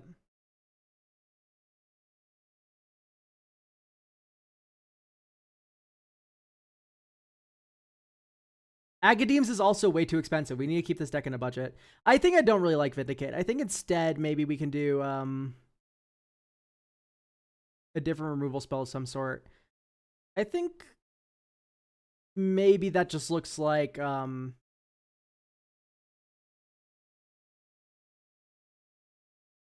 maybe like Bitter Triumph.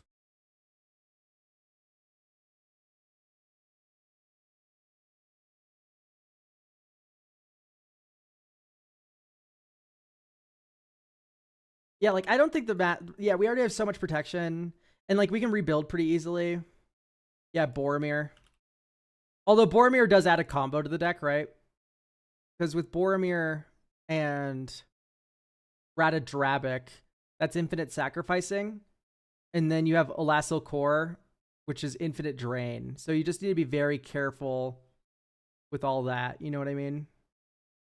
Like, if you don't want this combo, probably cut the Boromir or maybe the Ratadrabik. Or the Primevals. Because, yeah. Funny infinite combo, lol. Great. Yeah, if you're not a fan of that combo, probably just swap out one of those cards for the Primevals. Yeah, I didn't include Boromir because of that. Honestly, it might be better to drop Ratadrabik. And then maybe instead run like an not Eerie Interlude. We already have Clever Concealment. We already run all the phasing we need.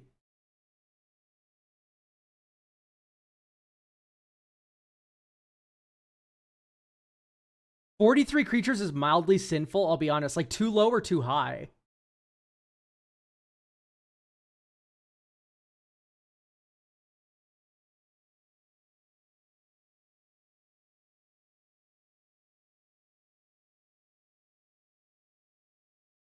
Thoughts on the Lorwyn to Fairies protection? Oh, you mean Morning Tide's Light? That card reeks. Too high for what I usually build, but good here. You think that's high? Like, if anything, it's low to me.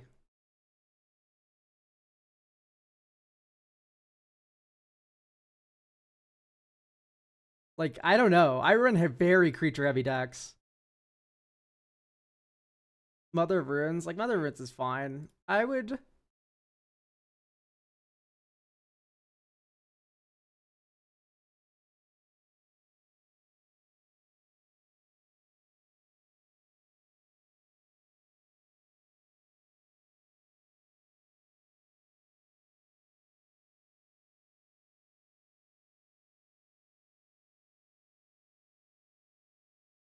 What could be the last edition? Type Legendary Sort MV. This is really instant pilled. It's like, yeah, but creatures are busted now.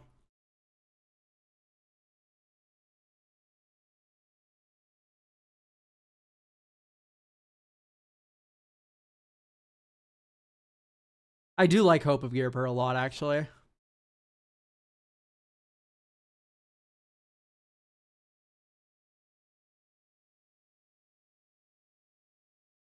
Generally a fan of Hope of Gearper.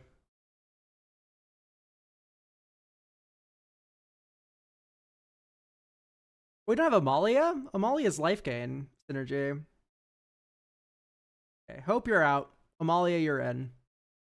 Call it there. That's good to go.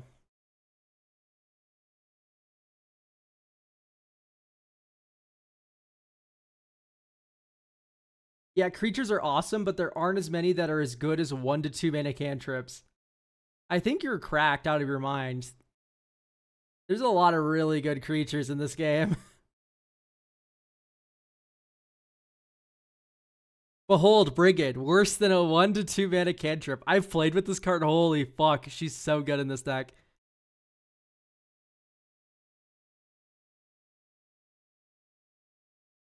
Anyway, thank you, Kasath.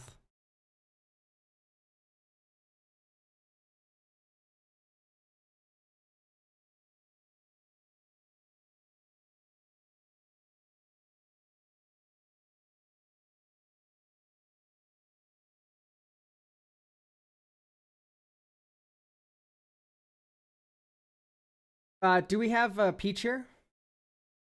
I think I saw you in chat earlier.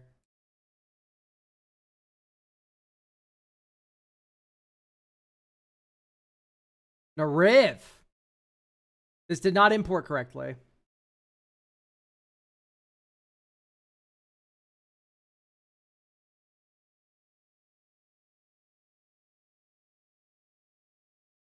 Okay, we're fine. We took out the tokens. I'm here. All right, let's read the blurb for this one. I am the resident dragon enjoyer. where I'm from, and when we returned to Karkir, I needed to make a deck based on news each of the Spirit Dragon Lords, and this is the one. This was one of the two I was most excited to make. The gameplay was originally haste, all haste, but finding a way to dip into Nariv's ability and Myriad jumped out at me as a mechanic. Okay, not super into anything superhero or related UB. No Spider-Man, Teenage Mutant Ninja Turtles. No budget restrictions, but I am trying to make the deck a C. I'm not trying to make it a CDH deck either. Okay, yeah, sure. Would like it to be fast, but you may notice the no ramp edition. This is simply inspired by Trigger Mage's video. If I can make an efficient ramp package for under one of these rules, but I'm torn about wanting to go fast and hit hard. Okay, so the answer is we're going to be curving out if we don't have ramp. All right, so here's the gist. Not a fan of the Fire Crystal. Am a fan of Arena of Glory. It's just like one of these cards has an awesome floor, a land. The other one's 4 mana, do nothing. Not a fan. So Legion Loyalty, very slow, very funny, but very slow. I think I'd rather see like a Furbolg Flutist or something, right? Enters and deals damage equal to his power. This feels very slow to me. Why don't we just run creatures that do damage equal to their power? Exile everything, return it. Everything has haste. This feels pretty okay, because you exile Nariv. You exile like some big stupid creature. It feels like it's not getting off the ground until later though, and I'd rather you just have protection and mass flicker spells than a 5-mana flicker engine. By the way, this is coming from someone who's like looked at like at least 3 Nariv decks before this. Like I am very locked in here. Windcrag Siege. It's fine. Okay, I can appreciate Thunder of Unity just drawing 2 cards. That's cool. Fables, of course, is broken. Beginning of next combat, return them.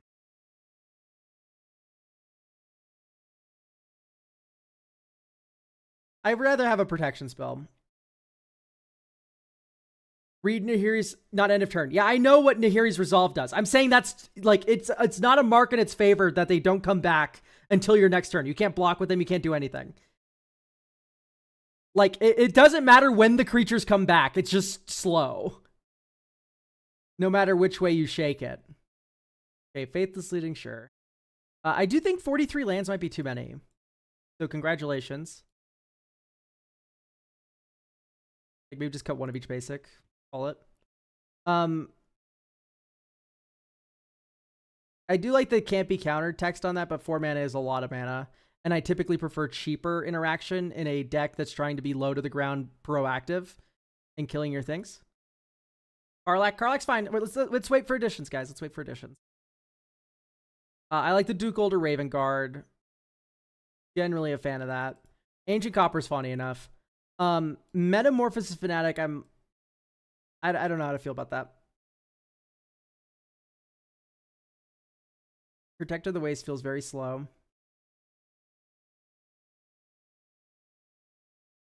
6 mana, tap out. We deal 6 damage to 2 target creatures. 3 creatures can't block. The Master.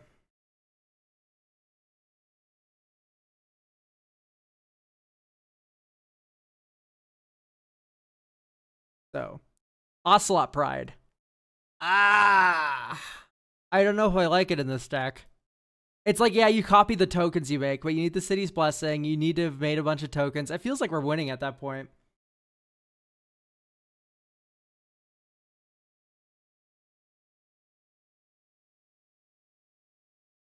What on earth is that song paused? That's not an English sentence, Bones, but I'm willing to let you try again, and I'll answer.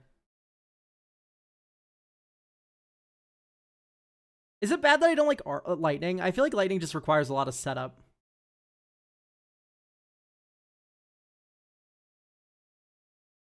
Why is Shadow in here?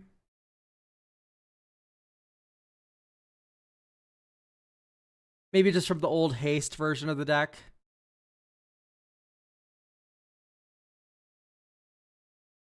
I don't know if I like...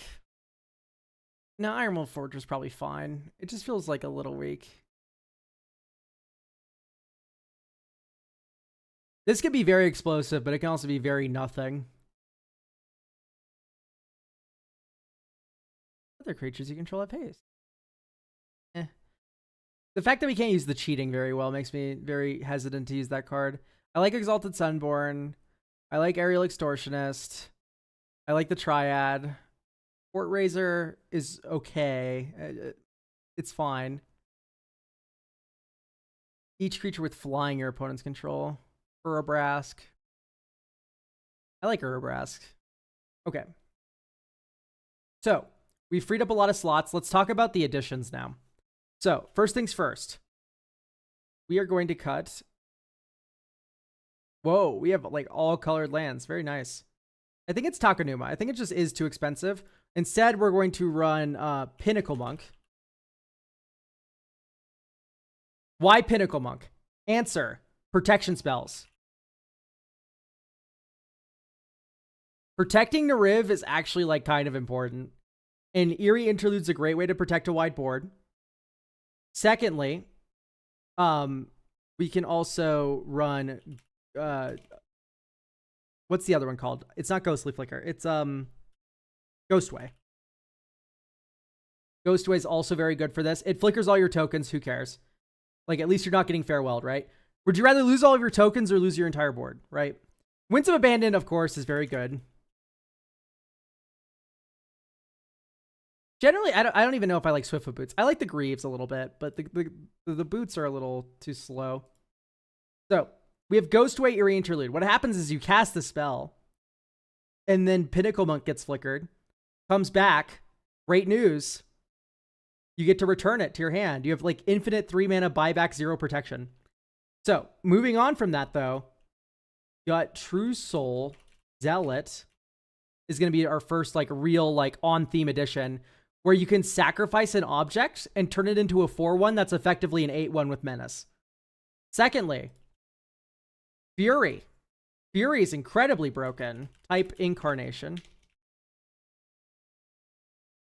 Right? You get to deal a bunch of damage divided. And if you evoke out Fury, guess what? Broadside Bombardiers.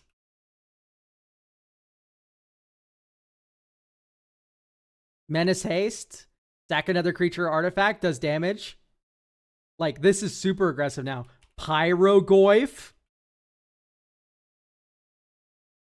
Enters, explodes everything. Flicker it, explode everything. Speaking of flickering, Felia, Exuberant Shepherd. End step, cast this. Next turn, drop like a Claim Jumper or a Gut. Turn after Professional Facebreaker. Prosperous Bandit, you have a lot of really good on-curve plays. Next turn, you go Pyrogoyf, shoot something. Next turn's Nariv, flicker the Pyrogoyf. Feels pretty good. Yeah, Ephemerate is going to be my next addition here. Any way to get Anger into the graveyard? Do we have Anger in the deck? Okay, no, good. Because you know what's better than Anger? Detectives Phoenix. So here's the vibe. You go Faithless Looting early on. You fix your hand a little bit. You discard some big monsters. Next turn, Flash and Felia. Right, that's a pretty decent curve. Then you can go any number of your good 3-drops. 4-drop Nariv. Okay, we're cooking here. Next turn, Mardu Siegebreaker. Exile the Professional Facebreaker. And then swing with it. Get a bunch of treasure.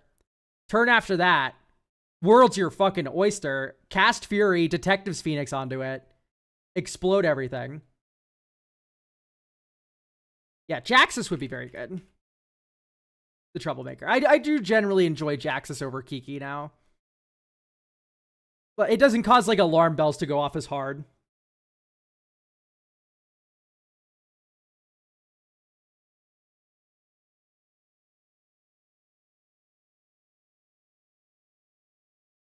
Riona as well, maybe? I don't like Riona as much, sadly.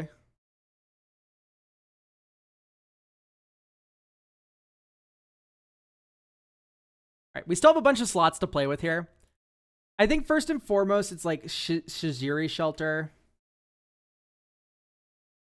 I like this card a lot and find it to be very valuable. 41 lands, sure. But we also have other protection spells like Ephemerate's a protection spell and all this. I think you do need Mother of Runes. Like, we can do a Starfield Shepherd thing again. And part of a Starfield Shepherd for red is the fact that you get the Dragon Hydra, Shivan Devastator. Flying Haste enters with X counters on it. So, like, I don't know why we're running Squelcher, by the way. Like, we do just already have Voice of Victory. So, you go Starfield Shepherd, you get Shivan Devastator. Turn after that, you use your billion counters from your stupid Goldlush Triad or Ancient Copper Dragon with haste that you Arena of Gloried, and then it's a billion. It kills a user immediately. You can also run Kalane in this deck, which is actually like a lot of fun. You can have like a treasure sort of thing going on, because I love Kalane. This is like probably one of my favorite designs from AFR. Right? Cast a creature with treasure, enters with that many counters. Combine that with a haste creature, combine that with Nariv.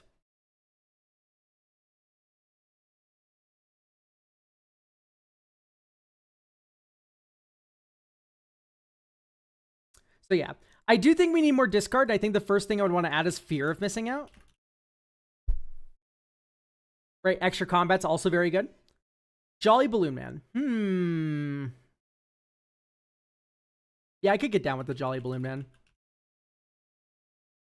Is it 2 L's? Am I stupid? The Jolly Balloon Man there. Jolly Balloon Man, FOMO. No TMNT, no superhero stuff. We have Tithe as well. This could be like a Reaver Cleaver kind of deck. I don't know if I really like Return the Favor. It just feels very expensive.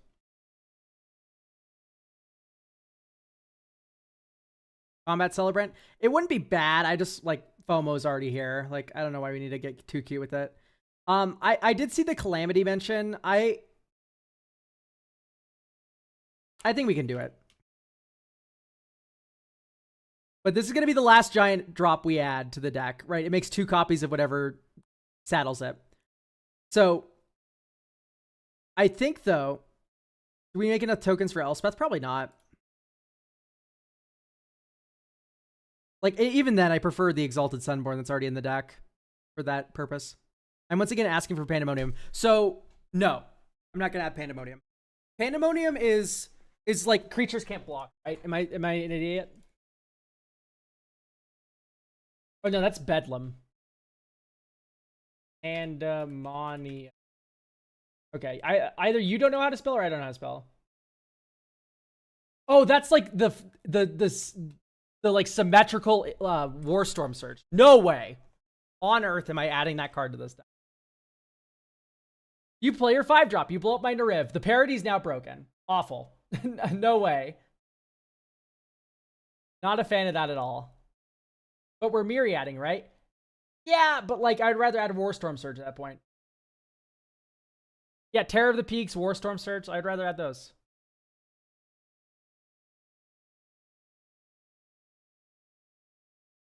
Okay. So I would like to add more token fodder for Gut to like truly live to her maximum potential. I'm just trying to think what that would look like. Othari. Othari's pretty decent. Ideally, though, we have a token maker that comes down before turn 2. Or like turn 2 or earlier. So that would be like Jacked Rabbit.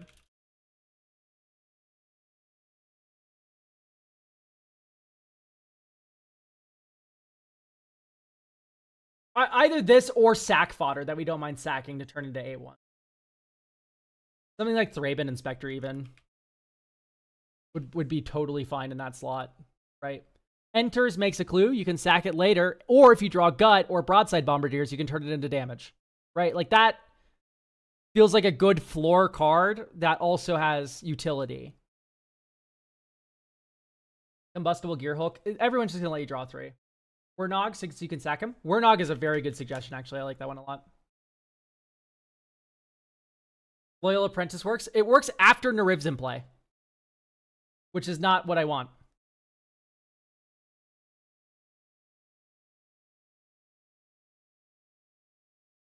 Thoughts on Goat Effector 2? I'm so mad. Why aren't there more like gay musicians like car seat headrests? Like not like normal gay. You know what I mean? Like there's normal gay, but like I need like pathetic like internet gay. You know what I mean?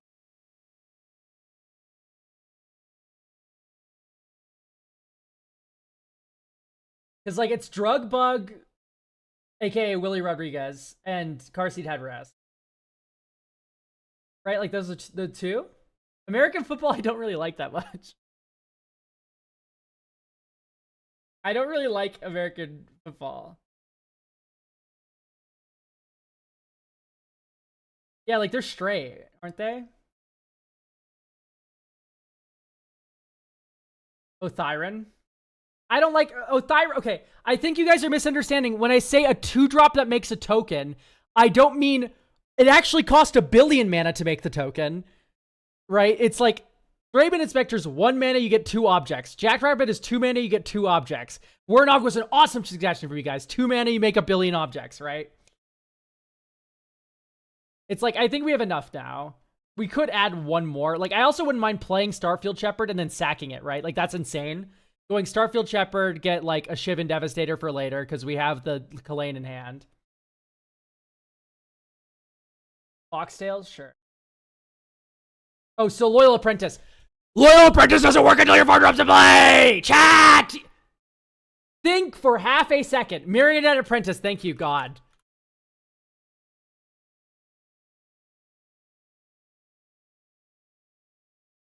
Beautiful. Wriggling Grub. That one's cool. I don't think it's correct, though.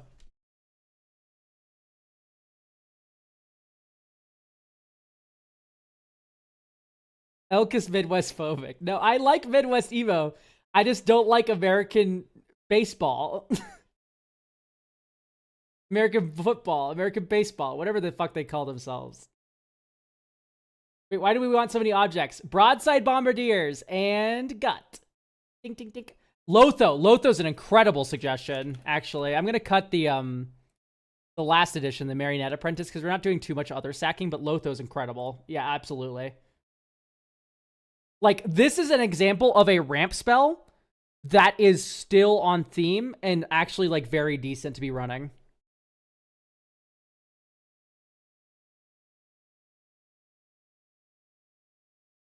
Kumbal.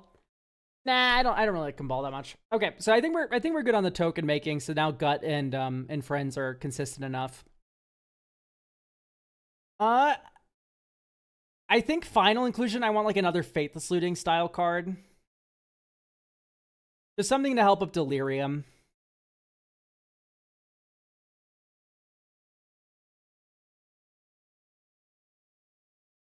Ripples of Undeath. Ripples would not be bad. FOMO's already in. Insolent Neonate or something. It wouldn't be the worst Insolent Neonate. I think what I want to reach for is we have Bitter Reunion already. We could do the Pyre card. Yeah, Cathartic Pyre. Brass's Tunnel Grinder puts them on the bottom of your library. No, it discards. Yeah, you're right, because it has Descend, but we're not like flickering it besides with like Felia, and we don't have an artifact theme, so I'm like really hesitant. I think we're gonna do Cathartic Pyre, because it's just like removal, and then sometimes you can set up Delirium if you need to instead. Discard Olivia for haste and discard. Ooh, I kind of like that suggestion. I do really like Olivia as a Magic the Gathering card. So like Olivia Mobilized for War. Whenever a creature enters, you may discard a card. If you do, put a counter on that creature against haste until end of turn, and it's a vampire. Maybe Yojimbo needs to leave.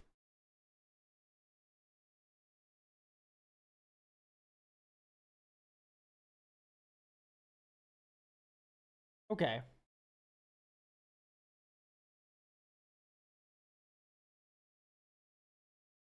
I do think Anguish I'm making... nah, it's probably fine. We have a lot of very cheap removal now.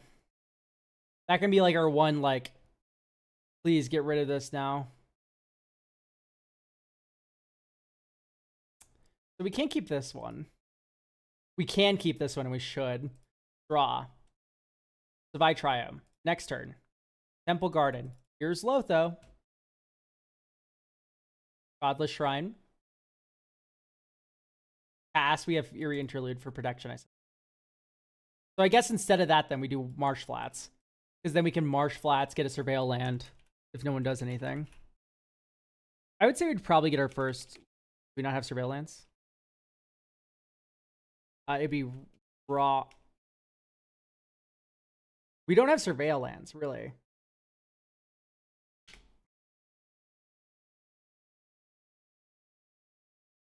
So that's very unfortunate. You need Surveil lands, like at least 2. I'd probably go out the Triome. Out.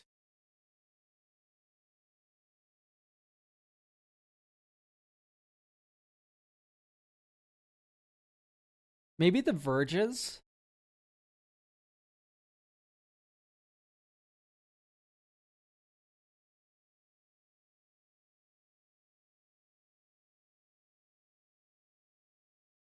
I don't know. Triomes are nice. Surveil lands are better.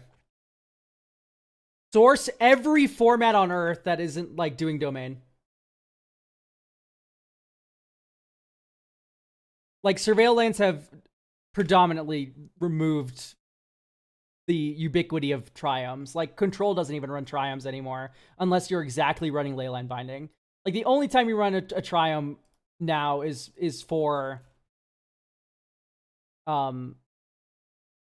what's our worst Triome, do you think? I think it might be Raucous Theater.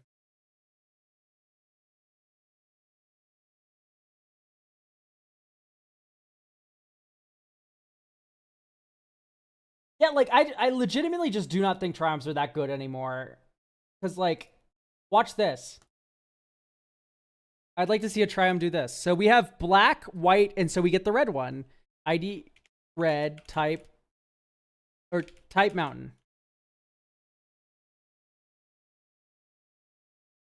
So we go Elegant Parlor, Surveil 1, Graveyard, next turn, Swamp, pass, next turn, 1, 2, 3, Timna the Weaver, next turn, Voltage, like, at what point here is the Triumph, like, better?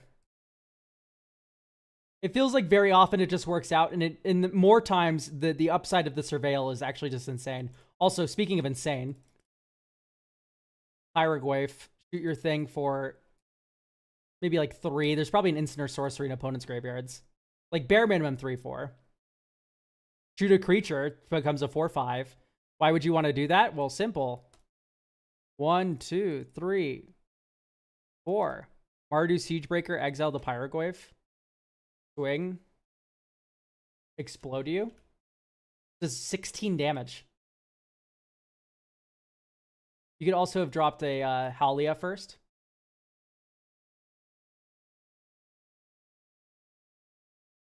Draw a card at the end step. And then like here, turn 7 in a vacuum. Get ready for this. Pitch Kalane, Fury. Well, after you do this first. 1, 2, 3. Swing with Broadside Bombardiers. Swing with this. Then you evoke Fury. Then you sack Fury. Deal 10 damage with... Oh, no, it'd be 7. 14 damage.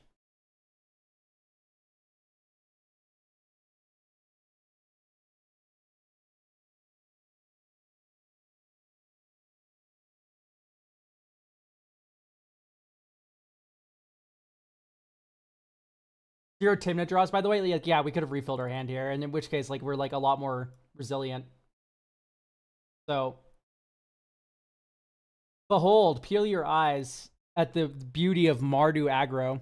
I don't know if you could tell, but I draft this in Vintage Cube a lot. Literally natural Tron here, by the way. So draw. Tajiri Shelter is your land. Next turn. Swamp. 1, 2, Voice of Victory. Next turn. Sundering Eruption. Bolted in. 1, 2, 3, Fable the Mirror Breaker. Get a Shaman. Next turn. Godless Shrine. Wait, hang on. We get to... may discard up to 2 cards. Let's get rid of Dawn's Truce. That's it. Draw a card. So Godless Shrine in. Red 1, FOMO, discard a card. Well, we don't have to play Godless Shrine just yet. Discard Bitter Reunion.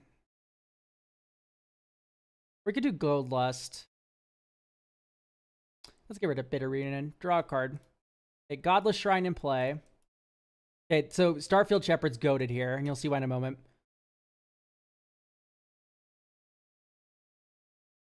Swing with Gobbo Shaman. Get a treasure. Next turn. Luxury Sweep. You go 1, 2, 3. Broadside Bombardiers. No, you go 1, 2, 3, 4. Nariv. And now you have Flawless up. This is also Kiki now.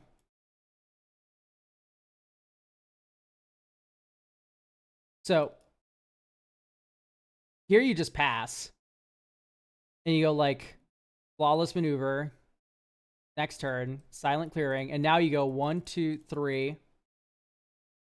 Broadside Bombardiers. 1, 2. Starfield Shepherd. View library. Get the Dragon Hydra. The Shivan idiot. And then you go swing broadside. Sack this for 14 damage. We do not quite have Delirium yet.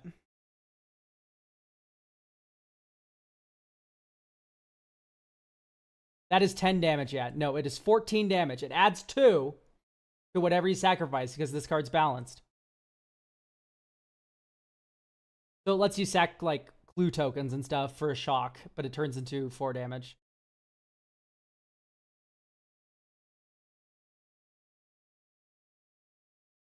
The next turn you have Shivan Devastator.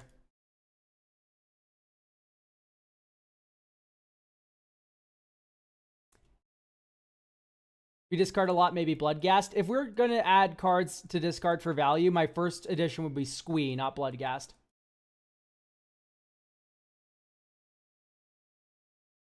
Like, double black is a little tough. And I'm not that big of... Oh, careful. Like, the first card I would add is Squee Goblin Nabob. It works better with the sacking the Bloodghast, but the discarding, like, I'd rather have Squee. I think my only other thing that I might add is, like, maybe not Urabrask and instead do Fear of Burning Alive. It's another enchantment creature, like, multi-type thing. Fear of Burning Alive. Right, does 4 damage to each opponent, which would be 8. Then it does 16 damage to each of their creatures. Right? Hellrider's also something, right? Hellrider, whenever a creature control attacks this creature, does 1 damage to the player planeswalker it's attacking. So all of your creatures, when you swing with them, do 2 damage each, including the Hellrider, because it has haste. And that would probably be better than like a Overlord. I don't like Overlord as much because it doesn't enter as a creature half the time. And like it doesn't hit each opponent and each of their creatures, right?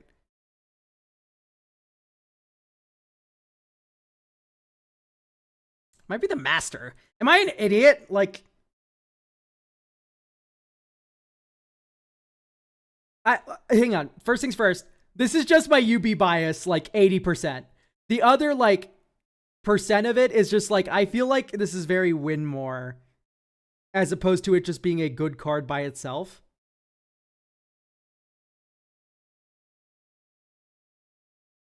There's a decent amount of Myriad stuff, but the Master, like by himself, is an object that does a lot. Like maybe it's just Cavern Horde Dragon out.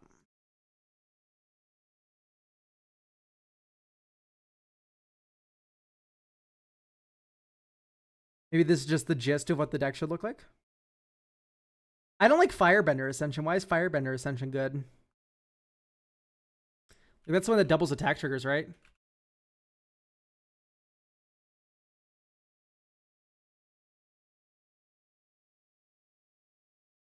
Doubles Myriad? I guess. I just like... I do not like support cards generally when they only work or they only do anything at all with another support piece. Like, let's take one of my favorite, like, more higher power combos. with Retreat to Coralhelm, right? So Retreat to Coralhelm, the pieces are a tap to put a land into play creature, a bounce land, and Retreat to Coralhelm. That's infinite landfall because you get to untap the creature that puts the land into play. You get to bounce land back to your hand every single time. So, but what's the floor of all these cards? Landfall Scry 1, or landfall untap your thing you just attacked with. And then there's also bounce land. Bounce land is totally fine to play. And then tap to put a land into play creature. That's ramp, right? So like all the pieces independently of one another are just good. They have a higher floor than do nothing though, which is what I have my issue with Windcrag Siege and stuff in this deck. I don't think I like Holly on this list actually. Now that I look at it a little closer. Rumor Gatherer might be a little bit too much. Like Tim is insane. Genasi Enforcers. Genasi's okay. Devastating Onslaught fucks in this deck. Yeah, we do already have Pinnacle Monk. So it wouldn't be too bad. Yeah, let's do Devastating. I saw the Saw in Half suggestion. I do think that Devastating Onslaught is just better, though.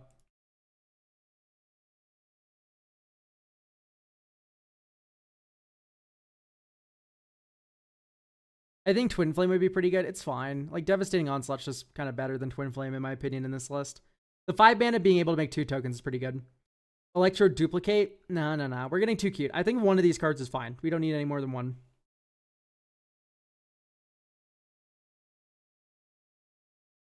If you want to put Windcrag Siege in a deck, your commander better have an insane attack trigger, or you should just be playing Ishin instead. A little bit of a thought there.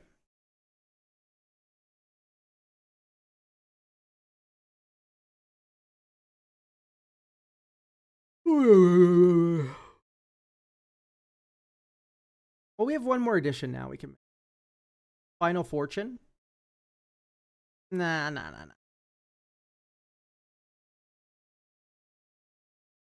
Yeah, Arabella is also a very good option, right? Orcish Bowmaster would do 2 damage each with Nerve play. That is very funny. Like, catch someone's wheel and just go kill everyone. It's practically Shieldred. That being said, I think it is just too niche. It's a fine card. Headliner Scarlet could be interesting. Just go like, you don't have blockers anymore, kill you. I do generally like Headliner Scarlet. My only thing is that it is jockeying for the 4-drop position with Nariv. Is there another like really good 1-drop or like not 1-drop, 5-drop card that we can add that just like explodes people?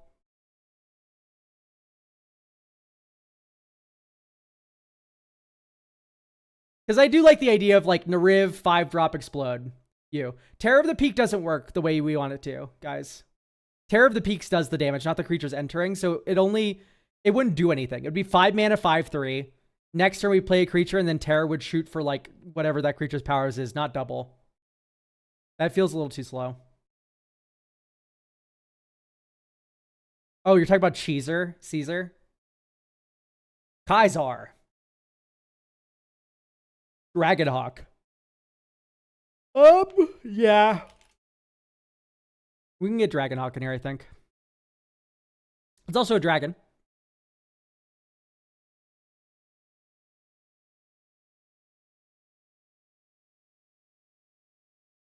Yeah, Port Razor's like, I don't think you need combos to win here.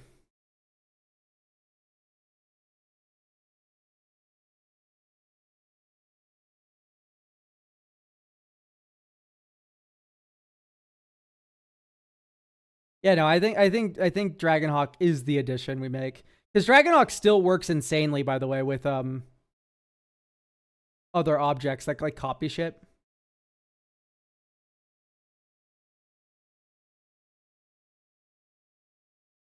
Yeah, Othari's like definitely fine. I think this is good to go though. I see no reason to dawdle any further on this list. Like, it's probably gonna kill people very comfortably. Thank you for getting a deck review.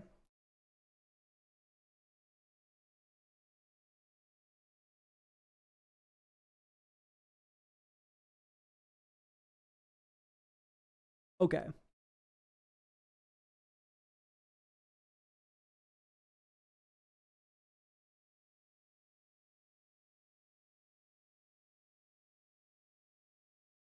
Do we have Lightning Lodell here.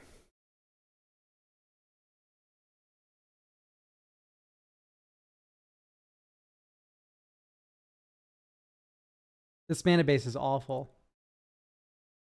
Okay, we have Asika, God of the Tree, with perhaps the worst mana base I've ever seen in my entire life. So good job. I would like some advice to review. See what you think of the strategy. Get a little help with the consistency. Make it funnier. Commander is a secret commander of public enemy enchanting my own creature, and then running annoying effects. I see. So we're public enemying our own creature, so everyone has to attack me. And then you put on like a Brash Taunt or a Stuffy Doll or Anti-Venom. Anti-Venom! Okay, I see. You're seeking into these giant annoying things. Yeah, God, this needs a lot of work. And we can do it on a budget. We can do this on a budget. God, this sucks. Okay, I like the idea. I like the idea of like public enemy my own thing, and then you have to swing at me and kill me. That being said, well, the thing is with Anti-Venom and the stuff is you're flipping it into it with the Prismatic Bridge. That's the goal. And if that's the goal, I really don't want shitters shitting it up. Yeah, we're going to do so much work on this mana base. It's insane. So, Dryad out. We can't have Dryad. I'm so sorry. Faber Elder and Bloom Tender are okay. You just need to be ready to miss. Atla Palani out. You cannot have this. Attacks, blocks, or becomes damage to its power. How are we buffing its power? Like, no. Kyodai. No. Portal Manipulator. Great. Oh my gosh. We spin into the Jace is a brainstorm to set the top of the library into one of these. Portal Manipulator in your Prismatic Bridge deck. On the beginning of my upkeep, I'll flip into a 3/2 that does nothing. Like, Shalai makes some, like, Shalai's protection, I guess, but I think, genuinely speaking, we need to just cut it down to only Brash Taunters.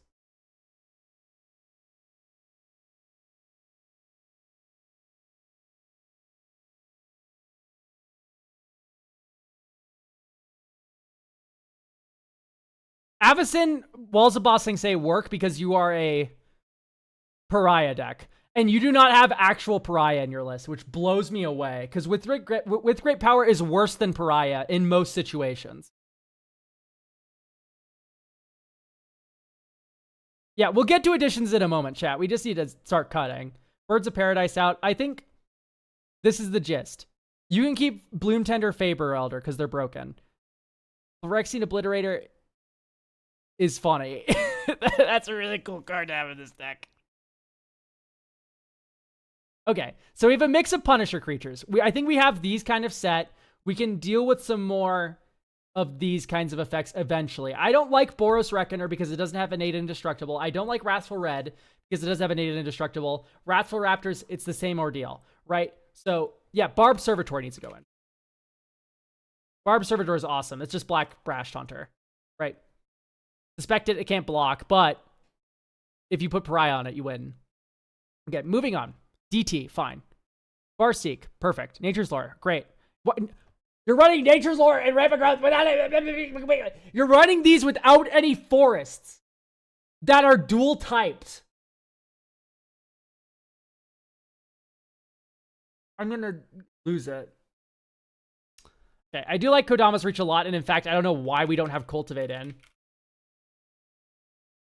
Like, Rampant Growth is better than Nature's Lore and 3 Visits in your deck. You can run dual-typed forests and grab them with it. Eerie Ultimatum. I like Parination more. Blast Act is funny with the stop hitting yourself creatures. Brainstorm, but we don't have Brain Surge. Darkness, I'm not a big fan of, especially, why are we running Fog? Like, these are just, like, not that good in Commander when we could be running different effects that do the same thing. I like Deflecting Swat. Not a big fan of Bolt Bend. Point to a creature with 4 greater power in this deck. It's like half of them. Not our commander even, because our commander's an enchantment. Comeuppance, I'm generally not like the biggest fan of. Ink Shield's pretty great though. New Way Forward's funny. Deflecting Palm's funny. Because it's just cheaper. Why are we Dawn-Siring? What's happening? Yeah, Trove of Temptations is a very good card, and we'll get to that in a moment, but... Okay, I can accept Chromatic Lantern in this deck. Commander Sphere I can't do.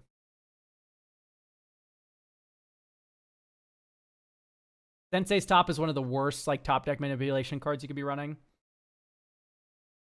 Prismatic Omen. I'm surprised with how expensive this deck is, by the way. Wait, other permanents have indestructible. Yeah, just do Avacyn only. Oh, we do have actual Pariah. It's just the ugly printing that I can't read. My fault. Any creature may block any number of creatures. Public enemy. Leyline of the Guild Pact with great power, which is fine. I'm going to cut these. I think, in general, just running Pariah only is better. Leyline of the Guild Pact. Maelstrom Nexus. Okay, let's do... Do we put the Ancient Adamant toys back in? Is my first question. Or do we want to run, like...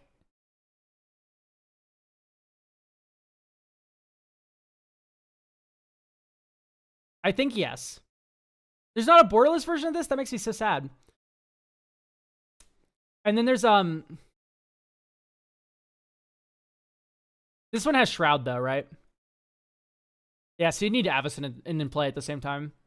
But if you Parination this, it feels very good. Scheming Symmetry? It's fine. Vigor should be in here? Eh. Sterling Grove is great. Pain for All is funny.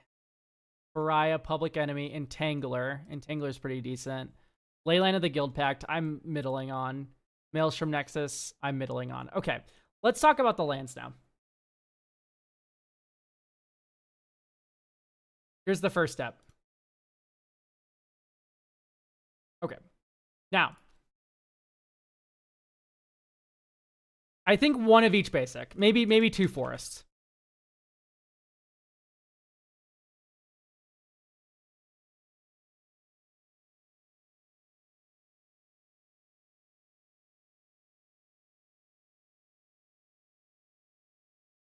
Yeah, so we're going to keep 3 forests.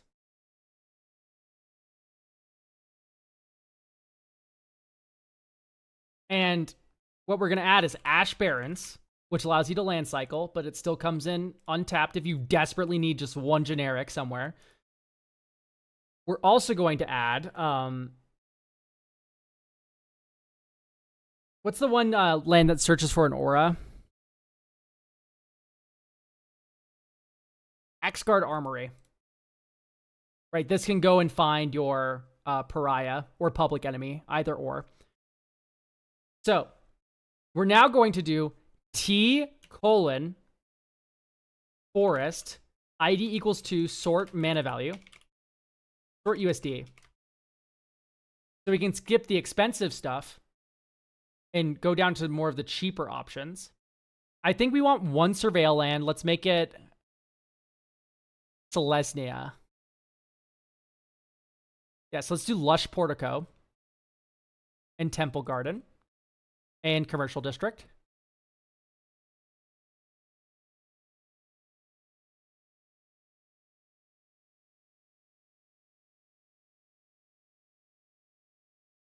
Okay.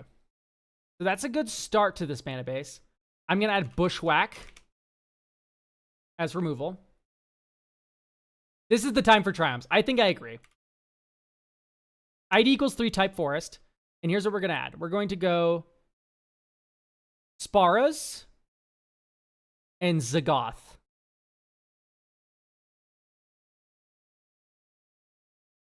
Okay, and then we're going to do ID equals 2, OTAG, Painland, sort USD. So we're going to go Yavimaya Coast, Shivan Reef, Battlefield Forge, Adakar Waste. These are all super budget, and they tap for 2 colors. Smile and rejoice. The Painland gods are here.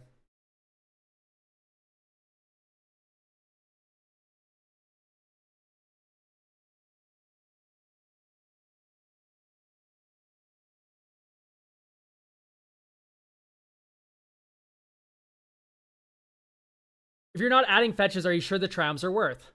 Yes, because we have Nature's Lore and 3 Visits, which are both forest fetching lands. This deck is going to need something to gain life, maybe. We're going to be immortal. We have Ancient Adamantoise, Avacyn, or we have, like, Phyrexian Vindicator plus Pariah. Speaking of Phyrexian Vindicator plus Pariah, we should be adding something like Idyllic Tutor. Because we have the creature stuff unlocked. Like, that's fine. So I like Idyllic Tutor and Perplex as the options for these. Right, Perplex can go and grab Public Enemy or can grab Pariah. Same thing with Idyllic Tutor. Moonblessed Cleric, that's a creature, which would get hit off of Sika. That's a banned. No. Honestly, I might even cut Faber Elder and the other one. What's the deck about? It's about becoming immortal with, like, Avacyn, Ancient Adamantoise, any one of these Punisher blockers, and then you just force them to attack you with Public Enemy. Also, Grove of Temptation, as mentioned before.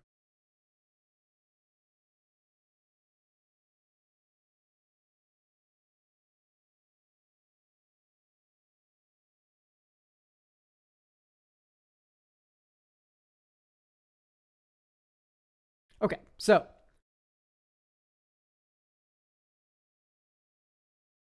anyway, open the armory, yeah, would be very good.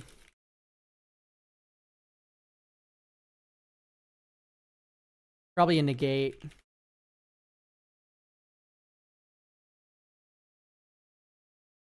Aurora Awakener sucks. I wouldn't add it, I think. Does it only filter for creatures? If Aurora Awakener only spins into creatures, then it was a mistake to cut it. X permanent cards. So you can reveal 5 lands and then die. Like, no, I don't like it. There's no way you're... Heliod's God of the Sun. No. No way. All right, I think we can add more basics now. We're not very blue at all. All of our things are 1 blue pip, so let's just not worry about blue.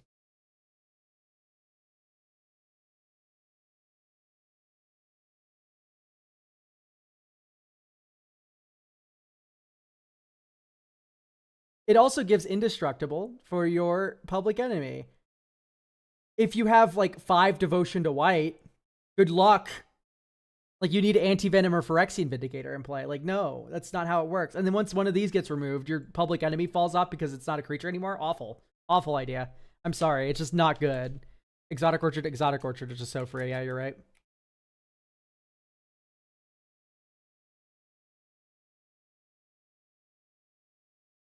Azeret. Azeret's not a bad idea.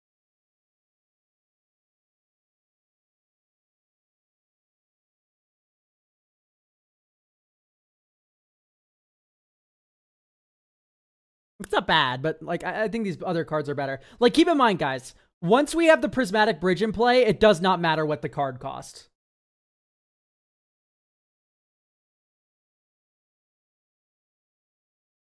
I don't like Simulacrum. Simulacrum is better for a life loss, life gain deck than it is for this, whatever's happening here.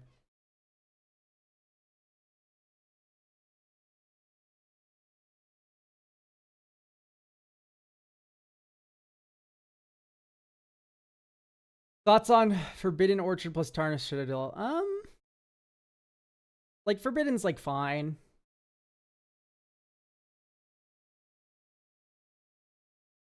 Protector of the Ground having Pariah.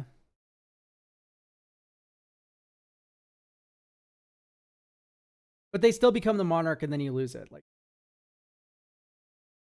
Paradox Haze to flip into 2 things. I think that's, like, way too much, right? Am I crazy?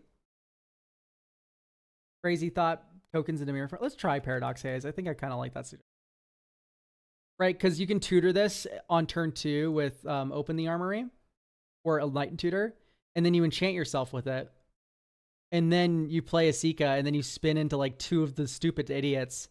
And then on turn 6, you can finally go Perplex for Paradox or Perplex for Public Enemy, and then enchant. Oh, bad. I know you cut all the fogs, but Gideon's Sacrifice would be excellent here.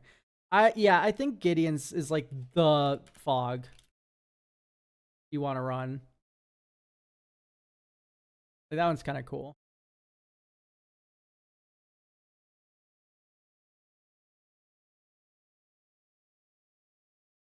Oath of Druids.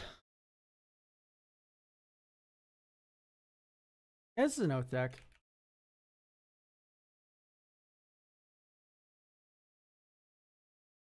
Martyrdom, Saving Grace.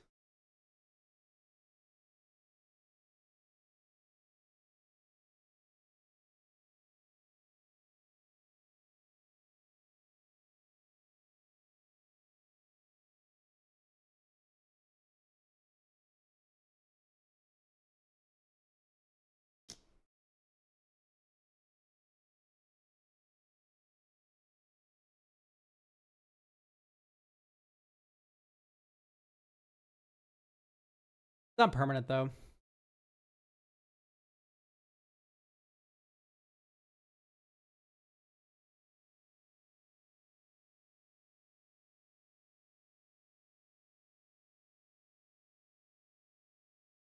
Do Malevolent Rumble. Alamar Depths. It wouldn't be bad. It's just not that good. And like 3 cards is not enough to see 8, you know what I mean?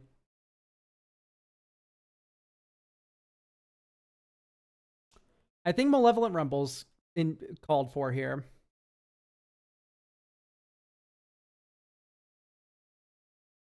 Why is this deck nearly $500? Avacyn, Angel of Hope. Phyrexian Obliterator. Idyllic Tutor. Vampiric Tutor. Enlightened Tutor. Demonic Tutor. We want Mangara? No. Do you want Lightning? This is your deck. I needed to ask you this question. Do you want to pay 5 mana for Mangara the Diplomat and miss out on like Anti-Venom or Ancient Adamantoise or Brash Taunter? Would you rather hit a Mangara than one of these?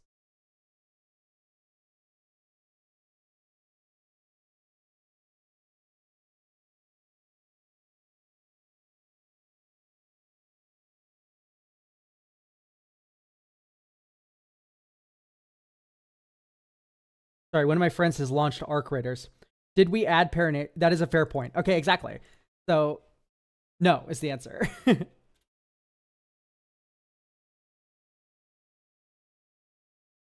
So, we have 12 more editions. 22 more editions, right? Oh my goodness. So, a lot of those are lands, though. ID equals to OTAG fast. What is it? Slow land?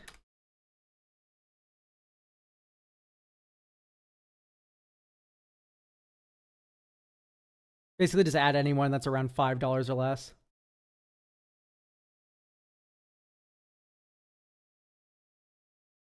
Platinum Angel effects, I'm not a big fan of those because it doesn't like move the game forward. What I like about Phyrexian Obliterator Enchanted with Public Enemy is like that is going to meaningfully end a game.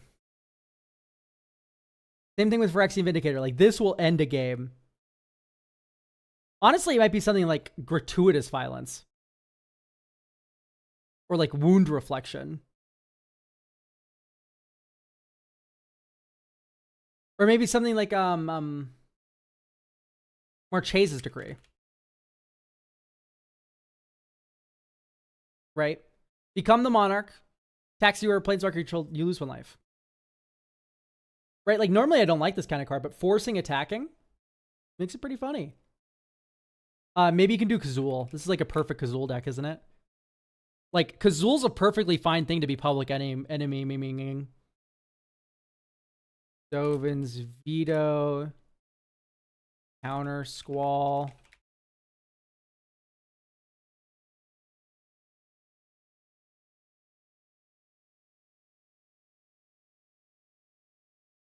Defense of the Heart too expensive for the budget? Not necessarily, no.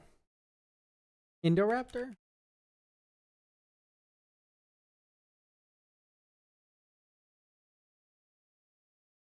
No, I don't like the choice on this. Skull cracks are always pretty bad. Kazul isn't really a skull crack. Paying 3 mana to it is like impossible. It's like insane. This is as much of a joke as it says like on Smothering Tithe Pay 2.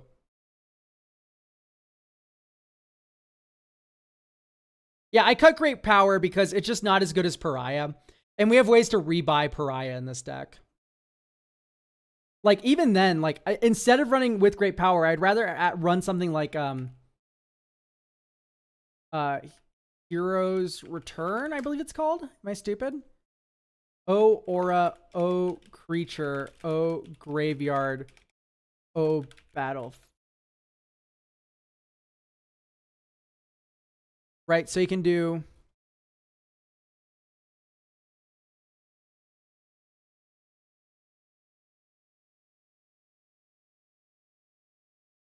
Not Mantle. It's like Mantle of the Ancients, but different.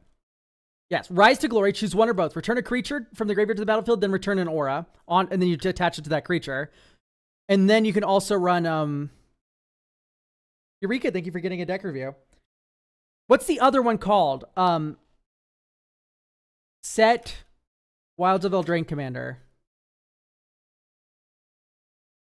Minus is reprint.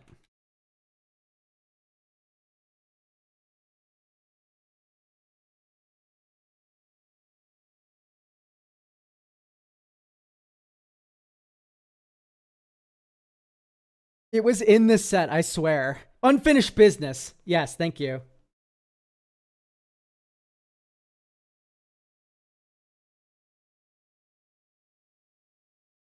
Yeah, Unfinished Business is what I wanted. World Tree for fixing? It's okay. I would cut a forest for it. Maybe.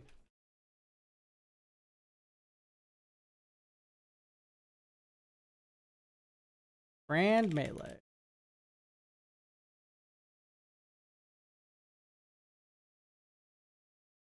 Not the best card. And the reason is there's just like some variations of our board state where we don't want to be blocking. Kratos.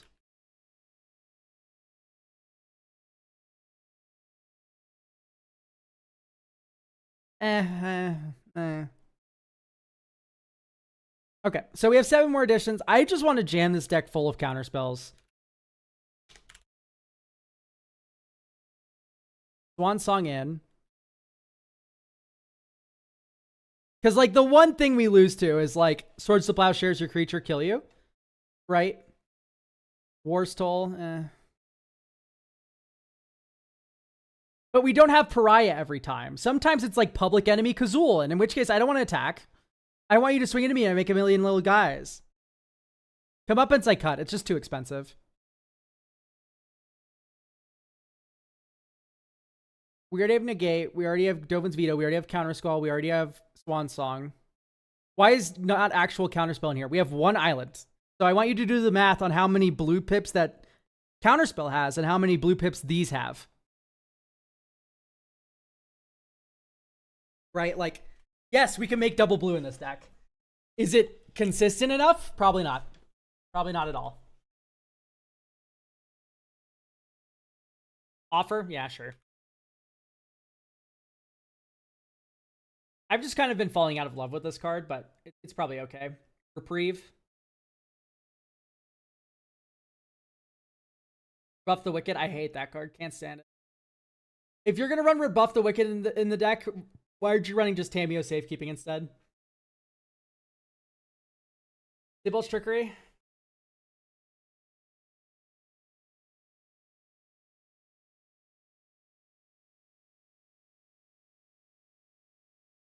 Turn aside.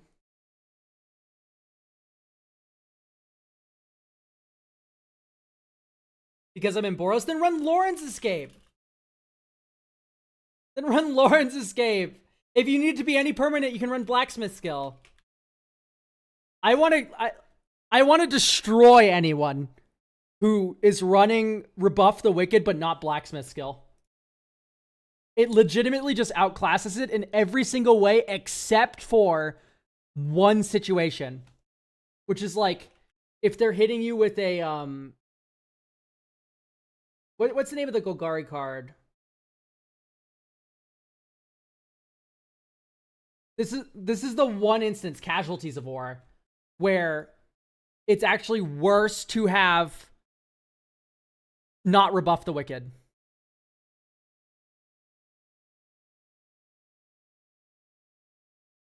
Right? Like, because you can counter the whole spell that's targeting multiple of your things. This is the only card, besides like Decimate, I guess, where Blacksmith Skill is worse than the other one. Blacksmith Skill protects you from destroy-based board wipes, protects you from removal like Rebuff the Wicked does. Everything you want.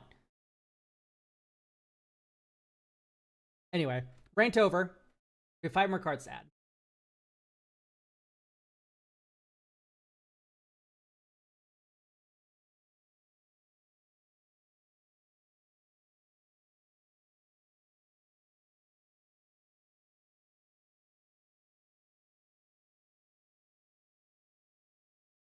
Let's do like, I wish I could add, I wish Emberweld Captain was an enchantment. Yeah, we could do Tamiyo. Although I've been a lot more of a fan of Tyvar's stand instead.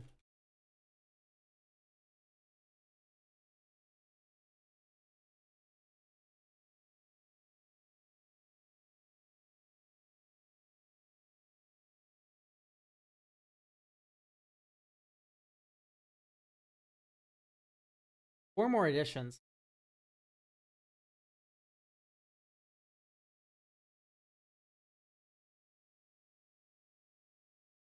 Yeah, but we don't need to protect the Prismatic Bridge. If the Prismatic Bridge triggers once we're in.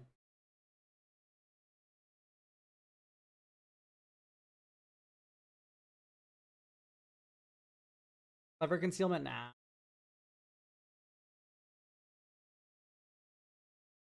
All right, guys, 4 more editions. Come on, come on, come on. Card draw. Nah, I don't think so. Or at least it's not like desperately needed.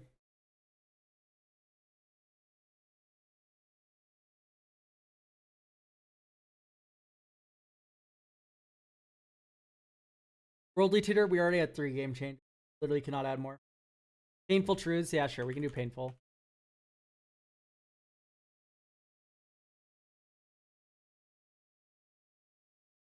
We could do like Scroll Rack and stuff.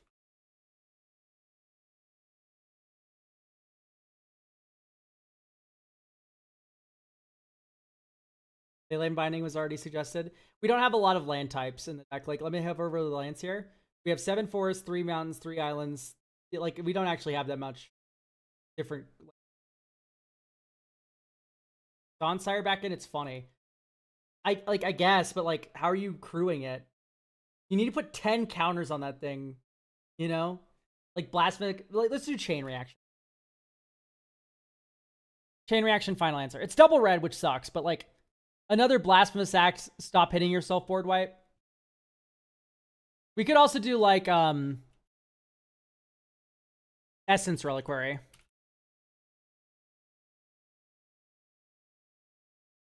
Right?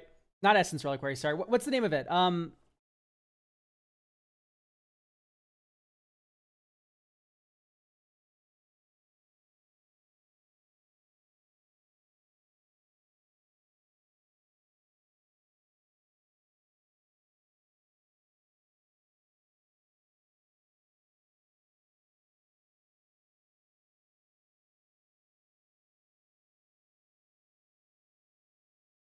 Requiem Monolith. So you go tap, Requiem Monolith your thing, and then Blasphemous Act, you take 13. Or like put it on your Phyrexian Obliterator, right? And then you sack a permanent, sure, but then when you block with it, you draw a billion. Okay, great.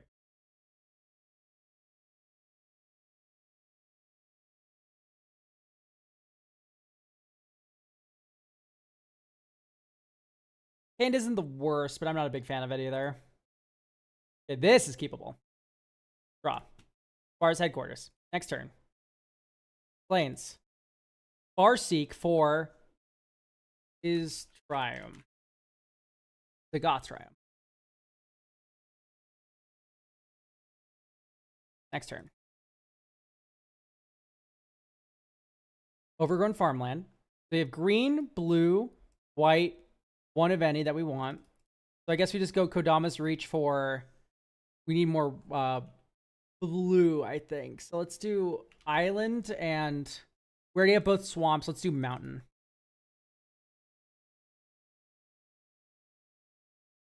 Next turn. So now we go red, blue, white, or green, white. We need black, so black. Prismatic Bridge. Brainstone. Okay, beginning of upkeep. Phyrexian Vindicator's now in play. So this is where like an Axgard Armory, of course, would be really good, right? Sacrifice this, draw 3, and then put 2 on top. This is where you really want like a shuffle. So I do think we need fetch lands.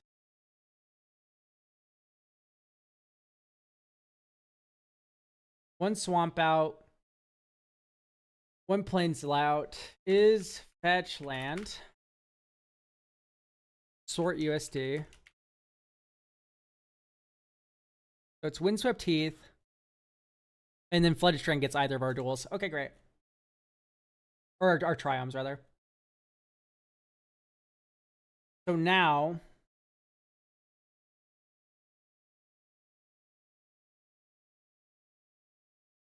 maybe deflecting Palm out. Yeah, Fabled Passage and Ash Barrens are also both in. What if we ran another tutor of some sort? Not Steel Shaper. Isn't there another Open the Armory adjacent? Search, Aura, Sort, USD. Kellen, but it's a creature. 3 Dreams, but it's 5 mana. Invasion of Theros. Okay. We can work with Invasion of Theros, I think.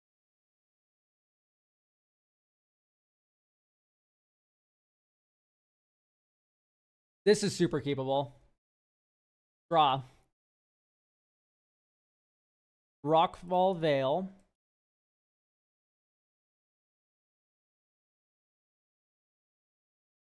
Propulsion. Malevolent Rumble. We'll take Sparas.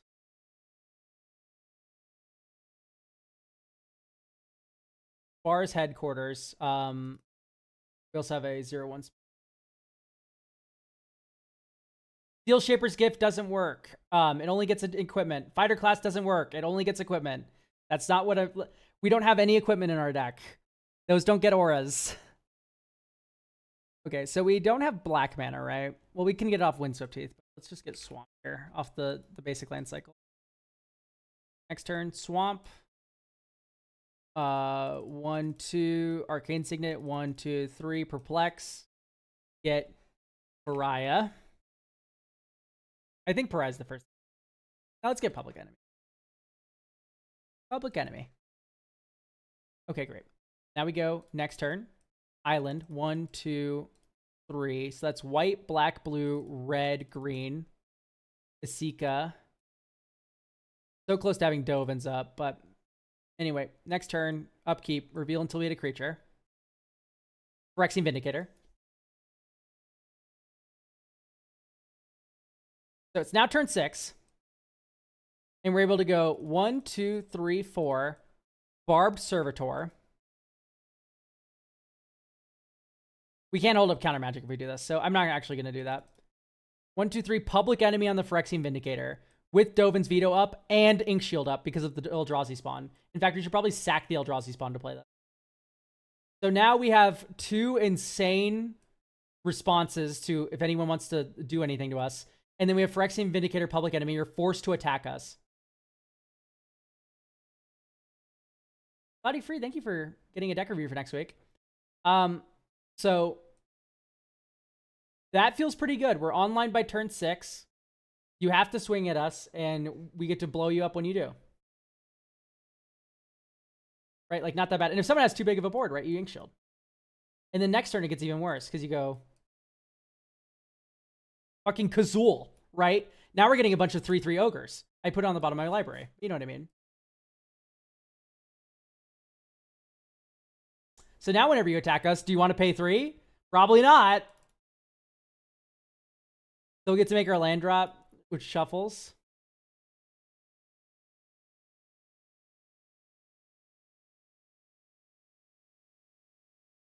Right, now we still get to go Barb Servitor here as well. Like, oh my god. Now you're like trucking.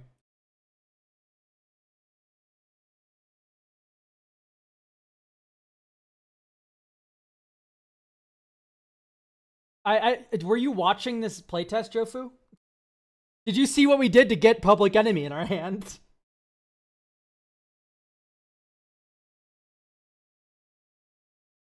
Anyway, that looks very good. Very convincing. We'll give it one more go around and see if there's any dead cards, but I think we're doing a lot better now. This is a super keepable, awesome hand here. Path of Ancestry, next turn. Underground River. You hold up negate, you know. Or counter squall or whatever you need. 1, 2, 3. Kodama's Reach. We have red, blue, black, one of any. So let's get Plains Forest. Or let's get Plains Island. I think, I don't know, let's do 4. Ta-da. Forest. 1, 2, 5. Sika. And then next turn it goes dink, dink, dink, dink. Brash Taunter in play. Draw Parination, which is really funny. So then now, yeah, you go 1, 2, 3. Public Enemy on your Brash Taunter. And you can actually hold up Path of Ancestry white for counters, or black. Let's tap this. So that's blue, 1, 2. Right. So now you have mana for either Counter Squall or Negate.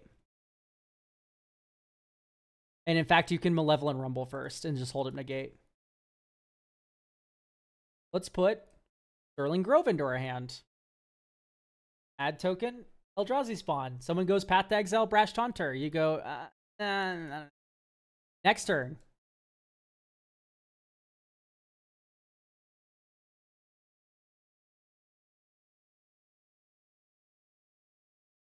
Stuffy Doll. Oh, dope. You run Exile-based removal? I'm targeting you. White. Blue. Or white, green. Sterling Grove. Now our enchantments have Shroud. I would just pass here, honestly. Like, you're already killing everyone. And you're practically immortal. Because you can also counter squall here. Anti-Venom.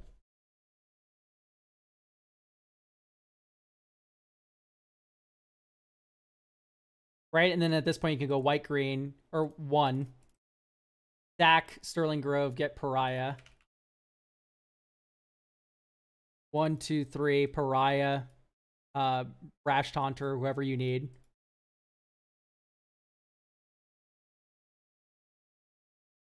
So close to being able to play Parination as well.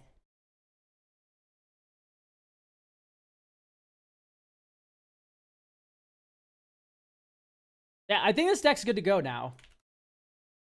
And I don't think we actually wildly increased the budget that much, did we?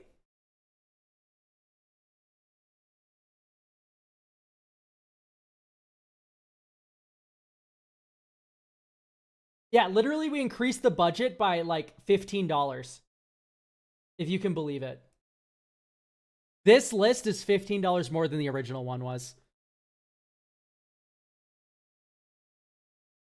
Yeah, no, I like looking at horrible, messed up mana bases that make me cry. No, in all seriousness, thank you for getting a deck review. I had a great time with this one. I love stop hitting yourself, like prison-y kind of decks like this. It's a lot of fun.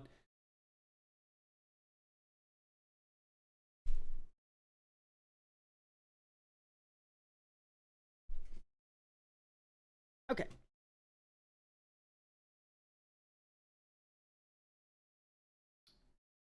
Moving on, do we have Run Up?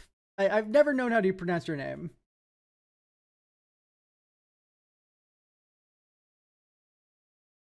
We have Morska, Undersea Sleuth.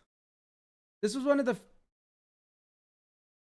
This was one of the first precons I got when getting into Magic, and I played it for a little bit before changing out some cards, as well as adding a bunch of thematic clue related options, as well as a few fun cards like Thrain Turbine for cracking clues.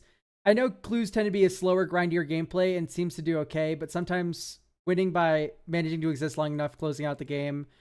The idea has been to amass a large amount of clues and draw a bunch of cards before turning them into creatures. I'm happy with cards from anywhere, both universes within and universes beyond, and ideally would prefer to keep it no more than $20 to $30 per card. I have found that although clues are slower gameplay and it feels a little slow and clunky sometimes, and I often lose my steam if my commander gets removed. You're gonna hate me. We're gonna turn this into a flicker deck. I'm hoping to speed it up and make it more resilient. Yeah, it's gonna be a flicker deck. So let's start by duplicating. Like, Bant is just so high key insane, especially since a lot of the clue makers are ETBs. Tamio's Journal's fun, so we'll keep it.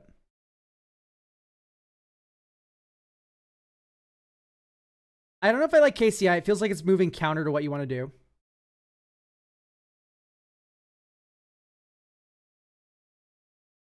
I just like flickering stuff, and when it's right, you know? I don't like the talismans here.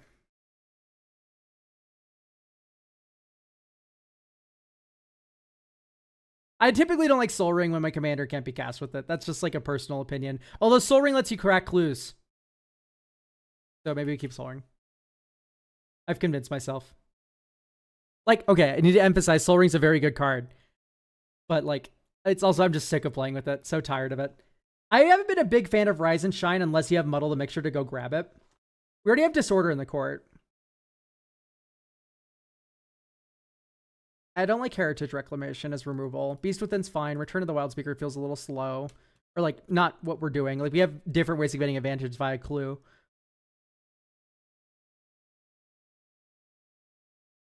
Yeah, like every single card in this deck says draw a card on it. Like, why are we running the Return of the Wild Speaker?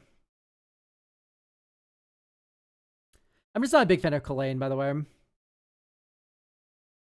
Whirler Rogue, it feels like our creatures aren't big enough to utilize very well. Spike Weaver. How are we getting counters?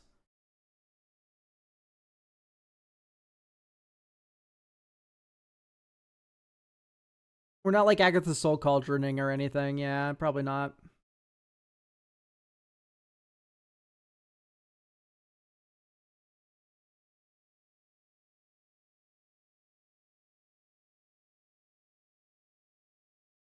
Like Erdwall.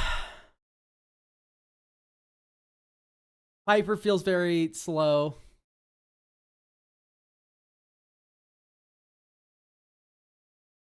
There's a decent number of historic spells.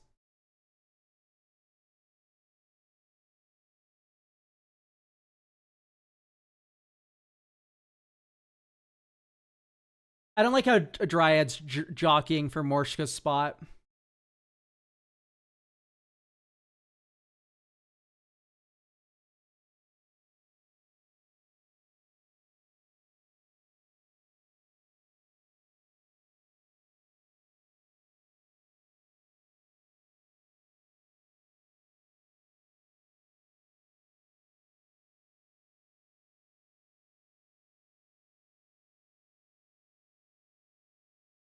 Okay.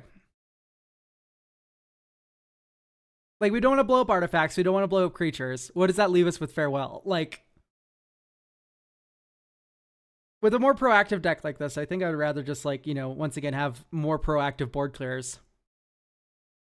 Not a big fan of Cultivate either. Because we seem to have a decent curve, and in fact, the curve's just going to get even more curvier. Wilderness Reclamation's fun, but I don't think it's correct.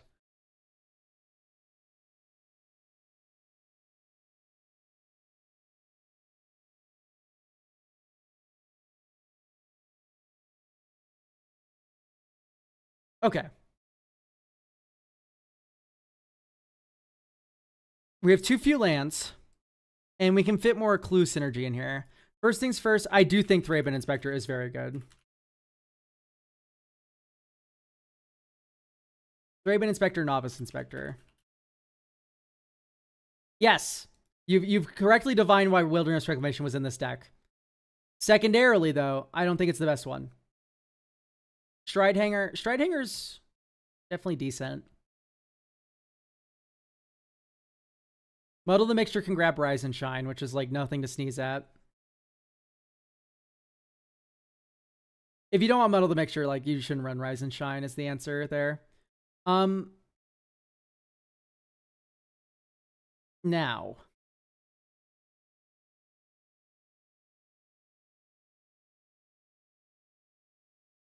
As far as lands go,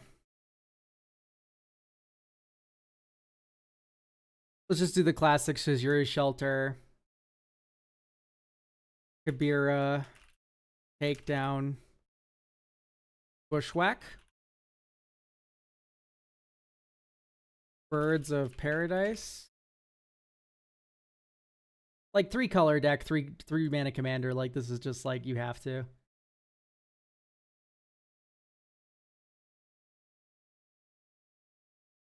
Hard Evidence. Hard Evidence is cute. I would rather put Tamiyo in.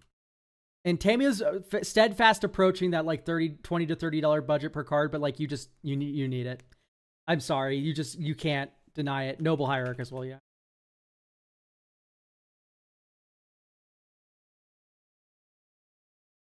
I mean, it's better than Birds of Paradise, but like just both. All the above. I would add Utopia Sprawl if we had more forests, but I don't think we do, and I don't really want to change up this mana base too much. Yeah, so we could do wizard cycling ephemerate stuff, and I think that is a fun idea. I love that package so much. I just do not think we need it as much as possible. Like, we don't need it as much in this kind of list. Like, this list doesn't have that many wizards we're particularly reaching for, besides, like, Tamiyo, I guess. But that doesn't have a good ETB we want to loop. Like, there are a few wizards. It's just none of them, like, really feel good to flicker. And at that point, I'd rather run Eternal Witness and just, like, luck into the Ephemerate loop. Like,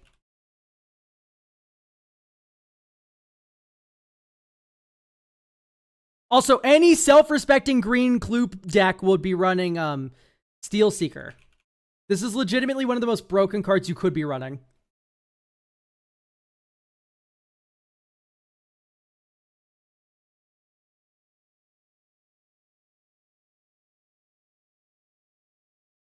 Broken card.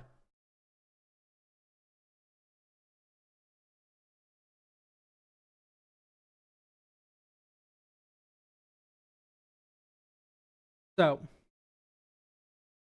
that all being said, Archwave Innovation. Yeah, I like that idea.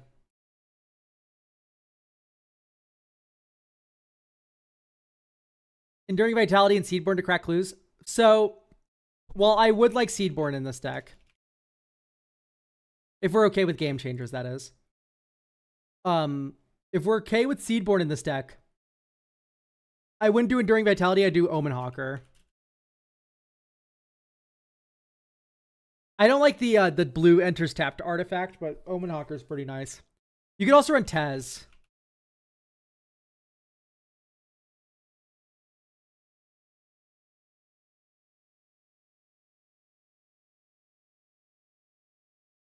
The Neo one, Betrayer of Flesh. The first activated ability of an artifact you activate each turn costs 2 less. Yeah, I don't think Universal Surveillance is in, but also, like, do I trust the mana base enough to play Universal Surveillance?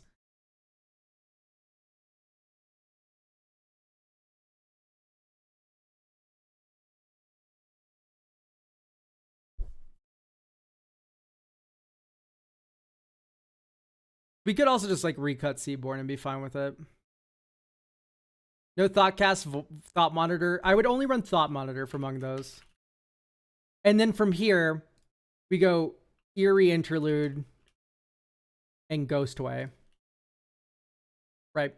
So Eerie Interlude, Ghostway are both mass flicker cards that can be used for value, but they're also protection spells that can protect your board.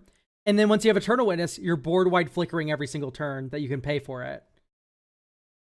Tez is in the precon, really? That's cool. I like Tez though, it's funny. Mirror Form could be a fun win con to make all your clues into creature. Yeah, true, actually, from Eclipsed. That could be a lot of fun. Oh, nice giant dinosaur. You know. Are you ready to see God?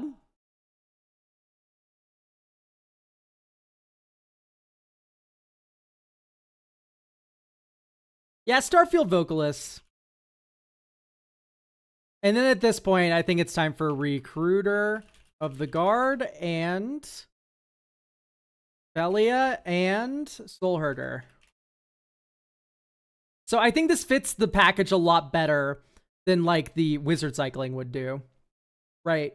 You can get Eternal Witness off Recruiter of the Guard if you have the Ephemerate, or you have the Eerie Interlude, or you have the Ghostway, right? Like we just have like enough consistency already. So we can go play test, draw, Exotic Orchard, next turn, Forest. There's always a blue player. Lonus.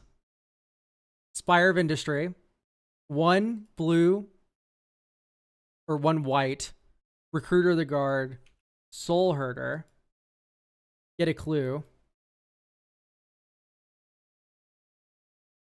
Next turn. Bummer. But we can at least, we have an artifact now, so we can flicker Recruiter of the Guard. This is where like a Witch Enchanter is really good, because we can guarantee not miss our land drop next turn.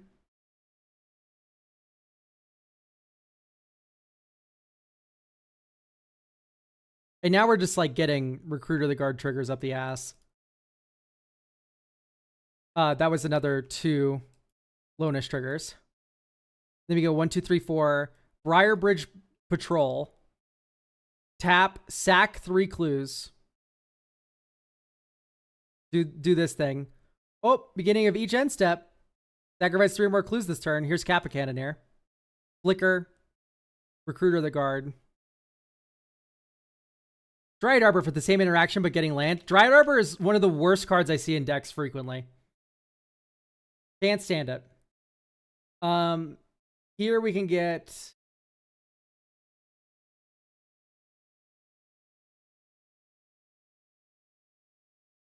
probably Sereth. Okay, anyway, that was 2 more clues, 3 more clues. Or we could get Starfield Vocalist, right?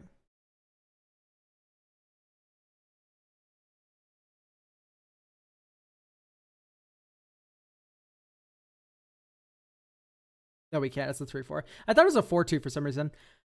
Anyway, 1-2, Sereth Steelseeker, make a clue. Sereth Steelseeker trigger that goes into our hand.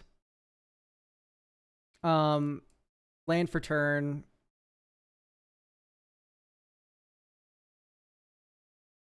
One, two, three. Morshka. Blue token. That's another trigger that goes into our hand, right? Like, Steelseeker is just stupid. It just drew us 2 cards right now. It's so bad, Roysterer. Oh my gosh. Okay. I'm going to get on my Dryad Arbor stance right now. So, the reason why Dryad Arbor is really bad is Green Sun Zenith X is 1 is, of course, a very fine play. In formats where you can run 4 of Green Sun Zenith. Guess where you can't do that? Commander. You can only run 1.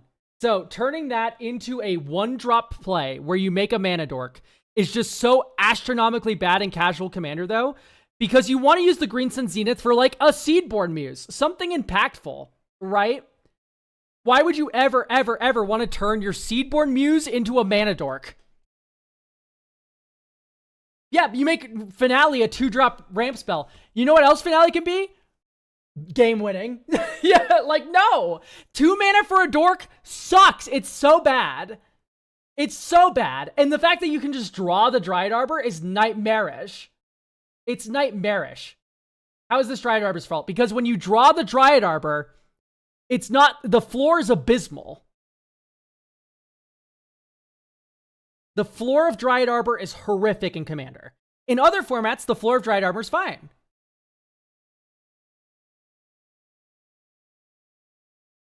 So yeah, no. I'm not adding Dryad Arbor in here for like an extra land drop because Witch Enchanter's already here. Witch Enchanter's that extra land drop off of the Recruiter. That's fine. This is a Sand Scout deck, by the way. I hate to be that guy, but you know, Sand Scout's really good here.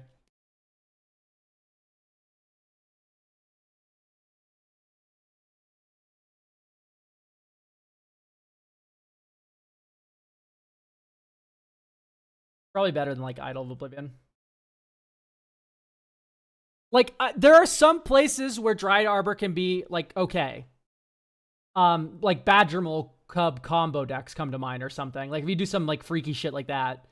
But like in general, no, not a fan at all.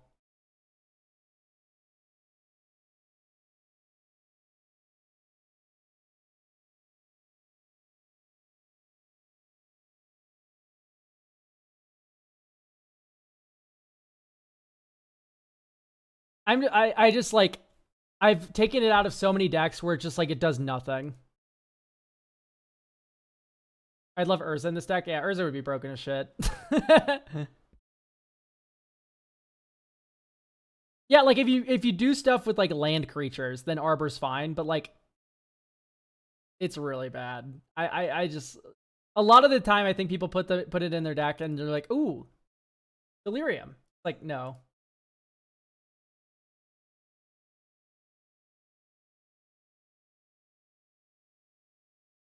Doppelgang is just like off theme is the only issue.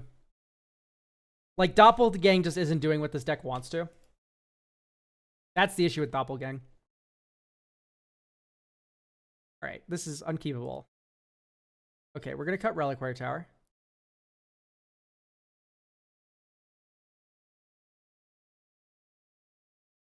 Okay, this is keepable. It's a little slow, but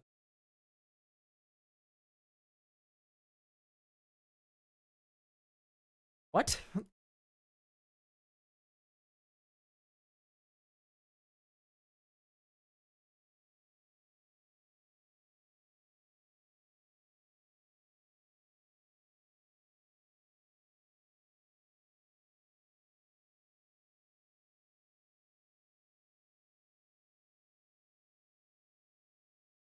Probably just do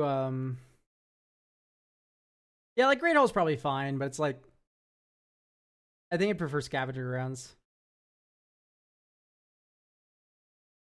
And then you can just do 1, 2, 3. Like at least get the fast lands in here. ID equals 2, sort USD. Like, do we have all the pain lands in? Do we have all the fast lands in?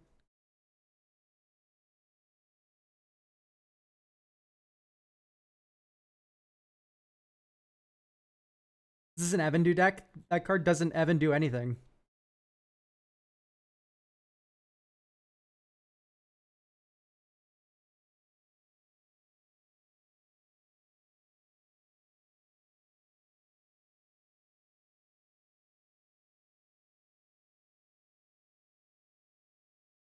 Botanical Sanctum. Razorverge Thicket.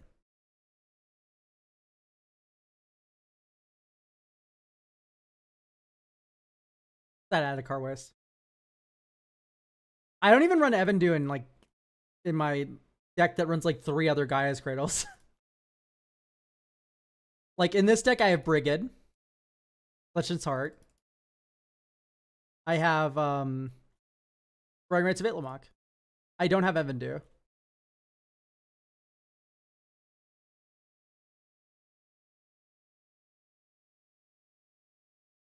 Draw. Seaside Citadel. Next turn. Dink, dink. Raven Inspector. Add token clue.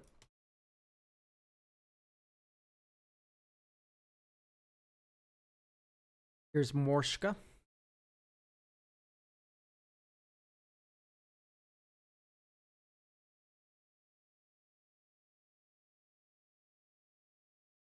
Kappa.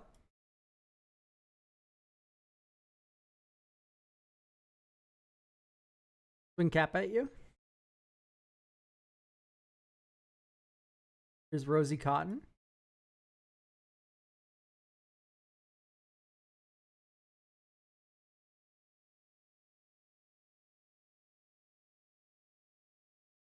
Ooh, Ephemerate. Swing with Kappa. White, Ephemerate, Thraben Inspector, Clue Token. Ephemerate, Thraben Inspector, Clue Token, Clue Token.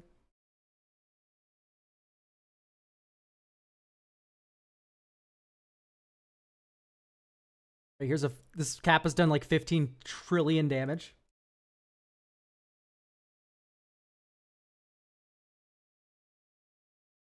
I don't even like Circle of Dreams Druid. I think triple green's very hard to do. I like Circle of Dream Druids in Yeva. Yeva's really good.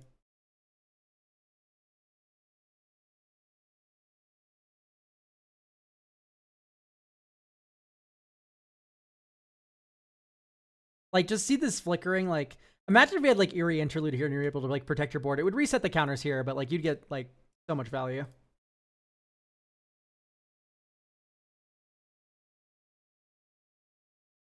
Imagine turning your entire board into Kappas.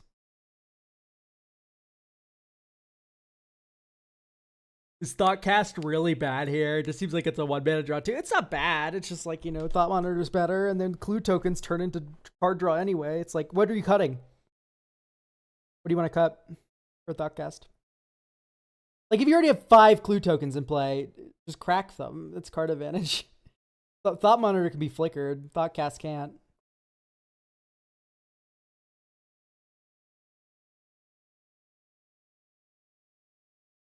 Yeah, you could just leave the cap on board, but Ghostway wouldn't work like that.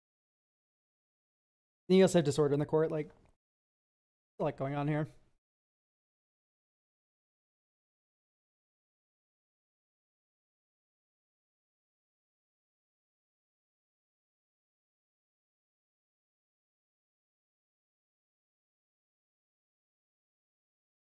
I don't think I like Min that much. Add an Urza Saga? Why? For what? We have Soul Ring. What is Urza Saga doing? Just making constructs? Grab some 1s and 0s like our Soul Ring period. Huh?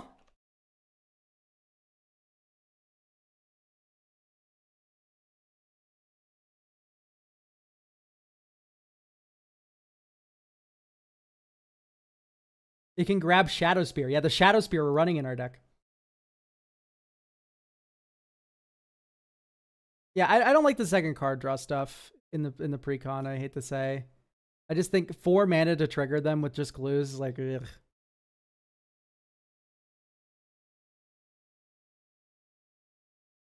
Airbender Censure for repeated flickers? No. We already have Soul Herder. Like, the GOAT. Belia. The GOAT.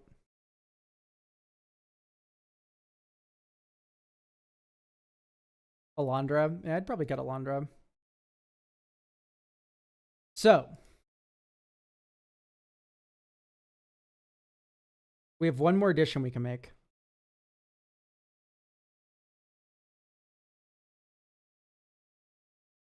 Jet to Falcon, thank you for getting a deck review for next week. Urza Saga is too expensive. We're on a budget there. Abakar. Like, I would add Shadow Spear, but yeah. Nah. I'm fine.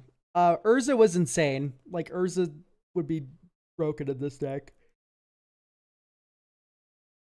Let's do Urza, I guess. Urza lol.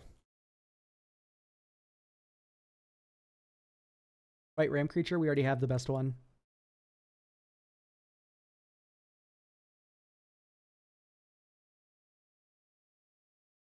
Right one.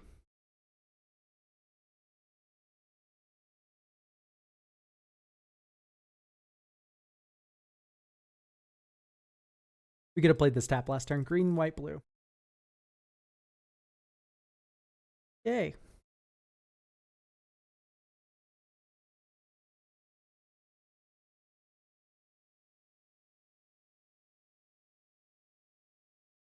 Fairies, Ageless Insight.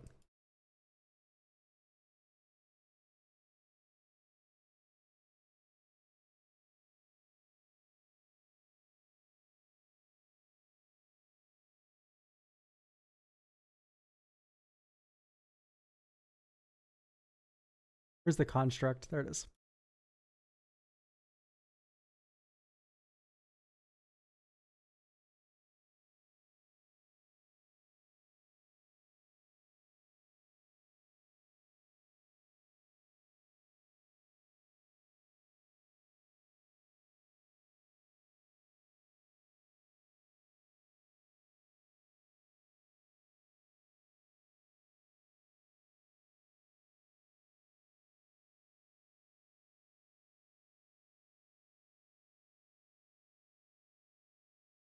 Yay.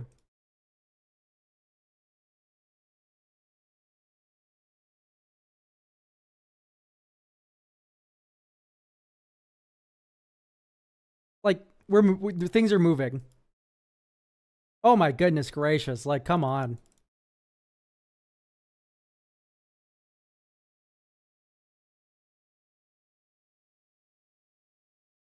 Negate your spell. Draw 2 cards. Like, oh my god. Teferi's Ageless Insight there was not unnecessary. It drew us like 4 mana, like draw 4 extra cards basically. That game. Turning clues into draw 2 is very good, especially when they're free. Especially when they're free.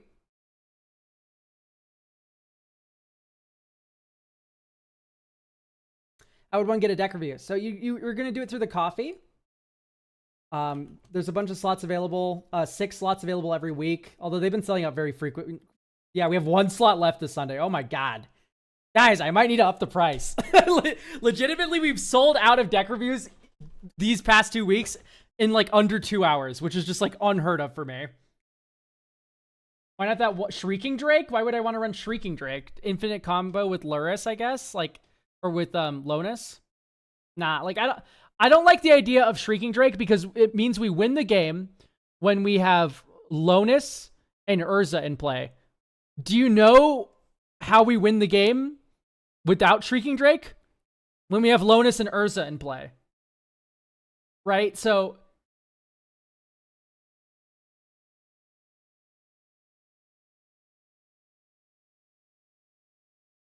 you know, like, it feels like too much. The one thing I think about adding, though, is the Seriema now. Right? So think about the Seriema here for a moment.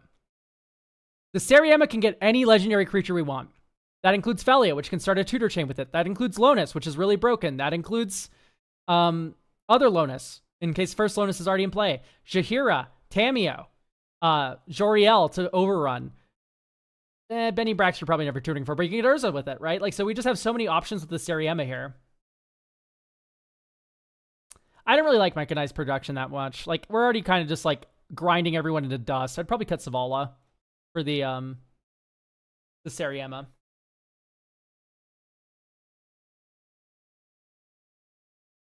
I feel like you do Feli into Urza almost every time. Sometimes the curve matters more where you go Seriema directly for Urza, or you go, I don't have any clue generation, time to get Lonus, right? Like, you can just reach directly for this, because sometimes you don't have time to wait another turn, and then another turn to play it after that, right? Like, sometimes you just can't wait. That's what a lot of people don't understand about these, like, Felia sort of value engine stuff, is like, very frequently, I don't tutor Felia with Recruit or the Guard. It's just nice to go Felia turn 2, Recruit or the Guard, then get value out of the Recruit or the Guard, sometimes. Like, people aren't realizing the time investment it takes for some of these tutors. Anyway, I think this is good to go. There's still some subpar things like Tamio's Journal, but I left them in because they're just kind of fun, right? Like, it doesn't need to be optimized. This is, like, still, like, if you played this at bracket 2, my eyebrow would raise at Urza, but that's literally the only card. Oh, this is an older version, lol.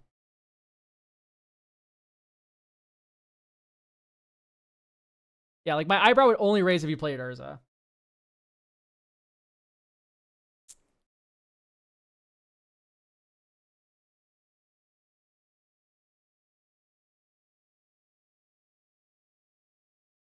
All right, lastly, we have Gorbash.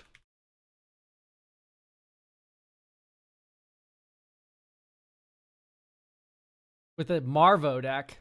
I do love some good top deck manipulation. Let's read the blurb. This is a new deck, just the obvious of cheating big dumb things into play. There's a sub-theme of sea monsters that lets Reno act as sort of a hidden backup commander. Not looking for any more Clash cards. Preferred bracket 2-3, no budget. I'm fine being slow, but it might be excessively slow. Not sure if the balance of big hits and efficient cards is correct. Want to give it some character ideas rather than a sea monster sub-theme. Okay, so I actually don't like Lantern of Insight. Is that crazy? Because, like, we're just beating anyone. You always clash with, like, the Spellslinger player, right? And we don't have any way to, like, manipulate the top of opponent's deck, so I just don't like the Lantern. I'm also not a big fan of top. I don't like that top can't unstrand cards from your hand. This is something that comes up repeatedly in Kinesos. Right? Kinesos is full of miracles. It's full of big sea monsters I want to put on top and then flip into play. I run Scroll Rack. right? To get these cards unstranded from my hand, as opposed to just like, look at the top 3, they're all bricks, I cry, right?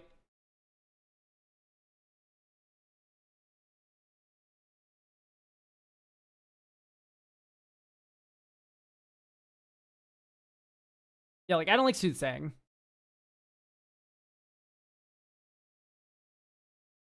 I don't even know if I'm quite fond of Thought Vessel necessarily. Like, this does feel like another Worn Power Stone deck.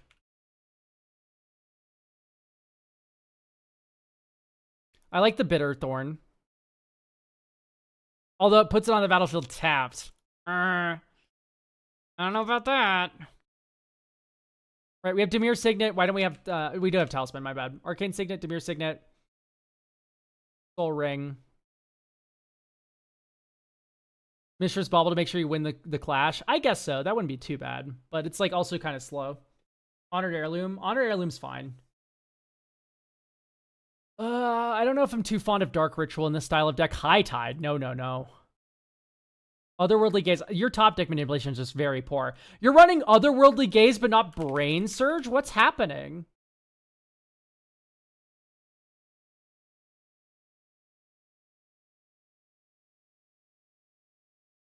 I'd even prefer you play Dream Cache.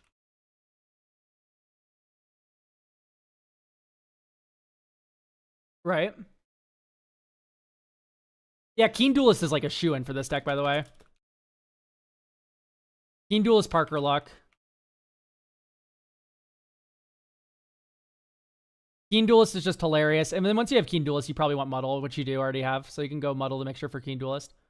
Shuffle your library. Get out of here. Get out of here. There's so much fun you can have with top deck manipulation, but this just is not it. You know what I mean? Like, Twilight Prophet's pretty good. Cavalier Gales, fine. I'll let you keep it. But Spellseeker, right? Micromancer, right? These things can get your Brainstorm, your cantrips that set up the top deck, Diabolic Vision even. Like, I'm fine with Diabolic Visioning, Limb Duel's Vault. Like, those are both very good. Caustic Bronco. I am worried about crewing the Caustic Bronco. It's, like, kind of hard to crew 3 or whatever the fuck it is. Okay, so it sucks Valgavoth's 9 mana. But let's add some more. I don't like Sword of the Animist in here. Swiftfoot Boots. It should be Lightning Greaves only, I think. Let's get some more counter spells in here. So we already have Swan Song. Let's get an Offer. You can't refuse and slip out the back. Yeah, we'll add Scroll Rex in. What do you mean no Scroll Rec? Terrible. Trying to lead me astray. Yeah, so let's get some giant spells in here. Or creatures. I like the Augury. Let's pop up a Kinesis for just half a second. Hullbreaker Horror. Trench Scourger. Trench Scourger's just hilarious. Here's a 30-30.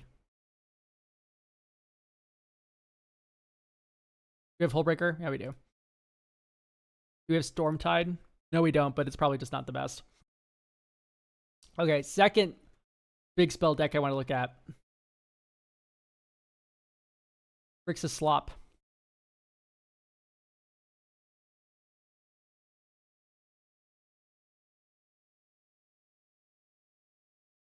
Worst Fearsing someone would probably be very good.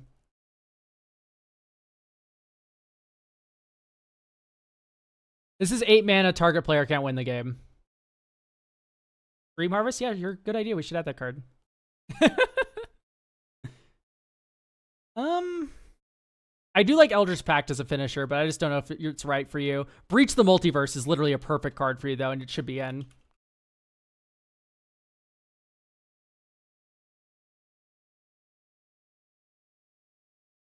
Like, that's a shoo-in for sure. Okay, final card before we start playtesting this one out. Nesvahal?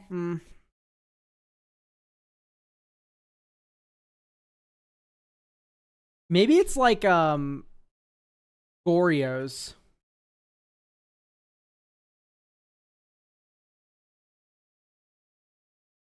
Sensei's Divining Top. I literally, Jofu, described very early on in this deck review why I'm cutting it from the deck and why I hate it. Archon of Cruelty, it's fine. It's just a big thing, you know. Hoarding Broodlord, yeah, it's fine. It's just a big thing, right? Like, we don't even have Saw in half in the deck, right? Like, Archon I can get behind because it's just like kind of big thing that kills you. And then it's maybe like Cavalier of Gales out because we added Spellseeker. Let's play test. Okay, a Reliquary Tower needs to come out too.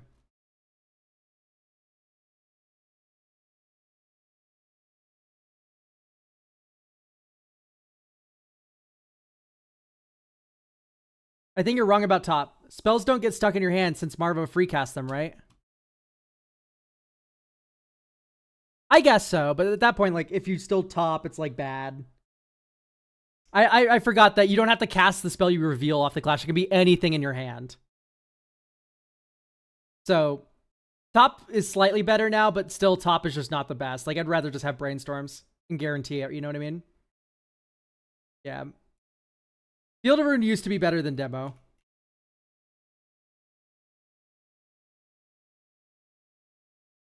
Hell, I'd prefer like Brainstone over it. Halimar Depths is already in. Like, Dream Cache is better. Like, there's just so many like other things. Like, I don't even like Dream Cache that much. And yet still I'm like, it's okay. You should probably be on like Mortuary, Mire, and Metamorphosis Fanatic. And we have Lorien revealed, whatever. You can grab it with Saga, right? I mean, but like, where's the point at the Urza Saga in our deck? Jink attacks his Progress Tyrant. It's fine. I almost would prefer Shieldred. Am I crazy for that? Like 7 mana Shieldred. Then Jinkit. Yeah, but you could put it in. You have like some Urza Saga fetish. Like, someone recommended it earlier too. Like, it's just an okay card in Commander. Like, unless you're doing like some weird combo stuff, like, you don't need an Urza Saga in every single list. I could put a million things in this deck.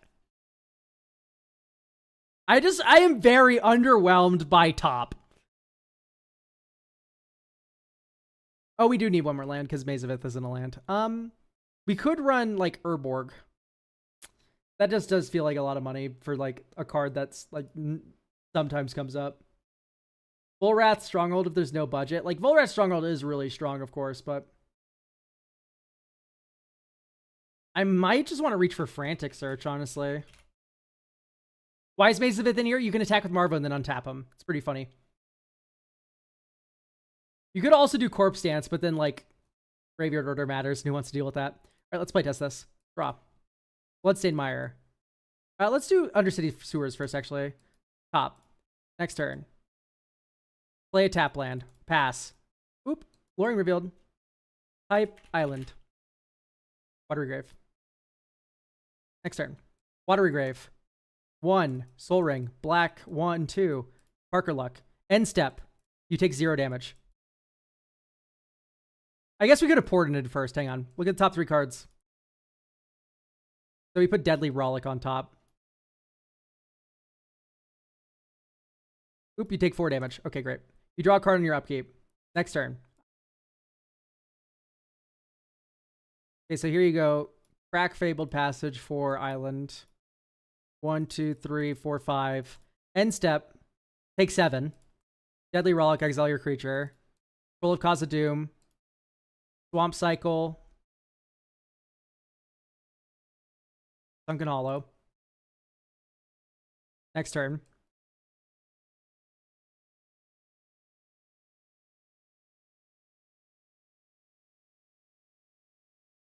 Put your creature on top, scry 1.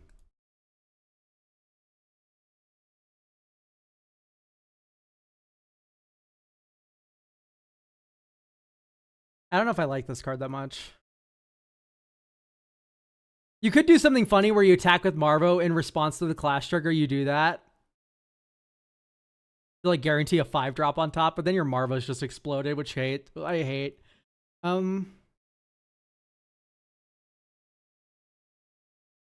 We could do something really cute with Troll of Khazad-dûm, but we would need to add Urborg, like no exception.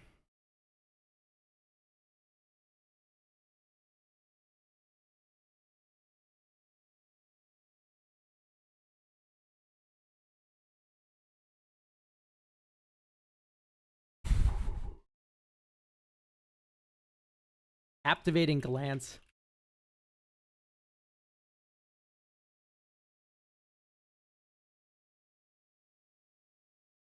So we're going to add weren't you putting Micromancer? Spellseeker is the first version of that effect I would rather run, and then Micromancer is at that point 5 mana for a Brainstorm. Like, you know, I just wasn't a fan. Especially since we just already have so much top deck manipulation. I will, however, add Commandeer.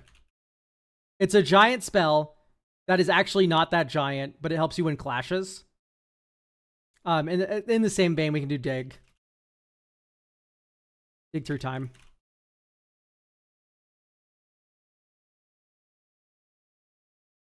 And that makes Frantic Search better, of course.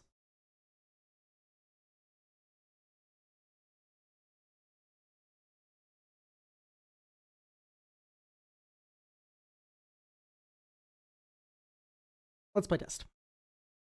Yeah, like you can do Subtlety or Memory Lapse. I used to do that in like a Xanathar brew I was trying out. Where like use Xanathar. Cruise 2, right? So no. I don't know if you know this, Royster, but Delve cards don't work well together. More MDFC for Clash, it's fine. We already are cheesing it a bit with Lorien Revealed and Troll of Khazad-dûm. This hand is pretty keepable. Sure. Oh, now it's insane. Crack this.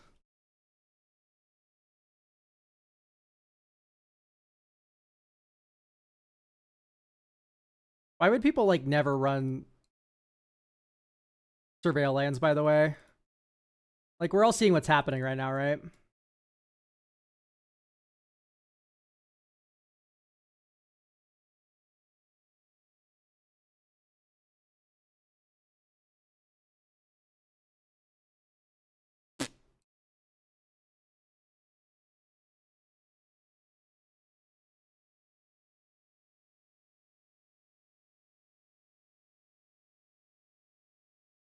Yay, Goryo.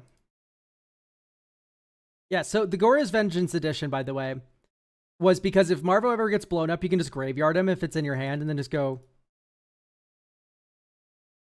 And then he goes Command Zone. Like, you'll get one giant trigger out of him. And if that one giant trigger is like Aminatu's Augury, you know, it's pretty good.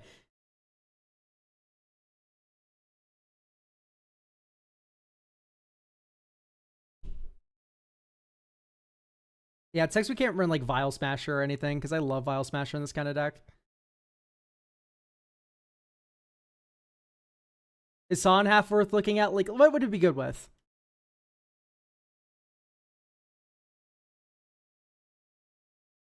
Like Hullbreaker Horror. Spawn and Kraken. Metamorphosis Fanatic. In certain situations where you have a stock graveyard. Not entirely true. Hidetsugu and Kairi. Twilight Prophet. Keen Duelist. It's good with like 6 of our creatures. 7. 8, I guess. 8. Do we look at Miracle / Temporal Mastery? I do think Temporal Mastery is an addition that should be happening here, yeah. It's in my Kinesos deck too. I don't know why I passed this up, but Temporal Mastery is like just so good even without Marvo in play. Because you have like all this top deck manipulation. The fact that you can just take an extra turn, pretty decent.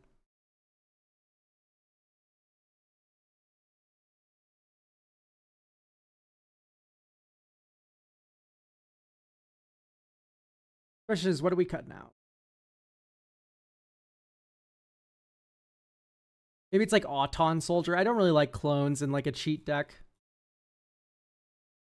I know Dream Harvest is on theme, but is it really necessary here? What?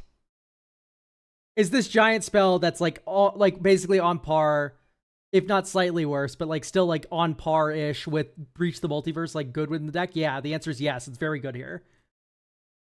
We need more miracles so bad. I don't know. I'm kind of happy with the number of miracles we have going on right now. Next turn. Hydroelectric Specimen, shock in. Or bolt in. Keen Duelist. Next turn, upkeep. You take 4 damage.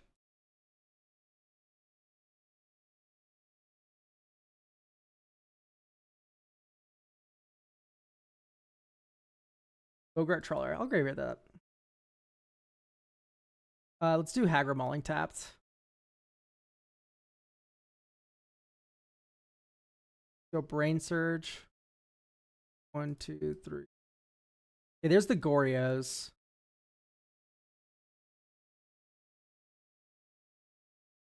Rack Fabled Passage. Get a Swamp. Oh, we also had to reveal for Keen Duelist. But, you know. Here's Marvo. Marvo gets killed. Upkeep, you take 2. Metamorphosis Fanatic is our draw for turn. Metamorphosis Fanatic back Marvo. Island Cycle.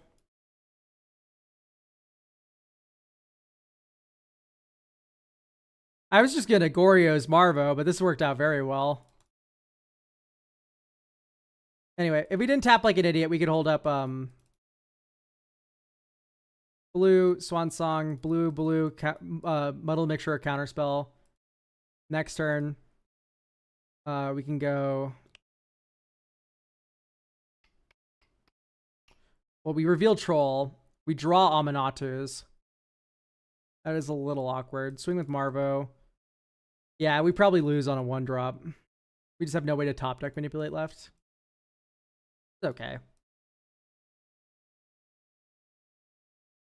So that was a really funny line.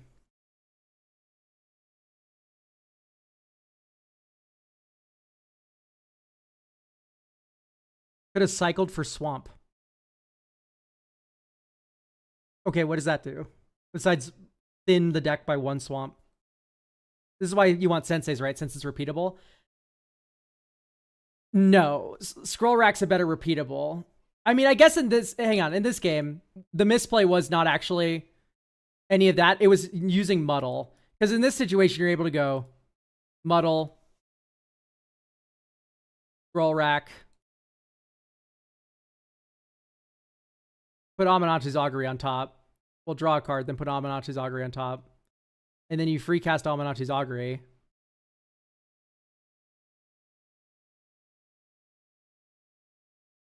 So, sorcery, instant, enchantment, creature. And now Scroll Rack's repeatable, you know what I mean? I don't like Jace because it's actually very fragile. I run it because it's funny, right? Not because it's good in Kinesis. But yeah, like, Scroll Rack is the correct play. Like, the fact that you have Scroll Rack, you can Muddle the Mixture for it. You can Spell Seeker for Muddle the Mixture, which can get Scroll Rack. This is just a lot more condensed than a Sensei's Top would be with Urza's Saga package, you know?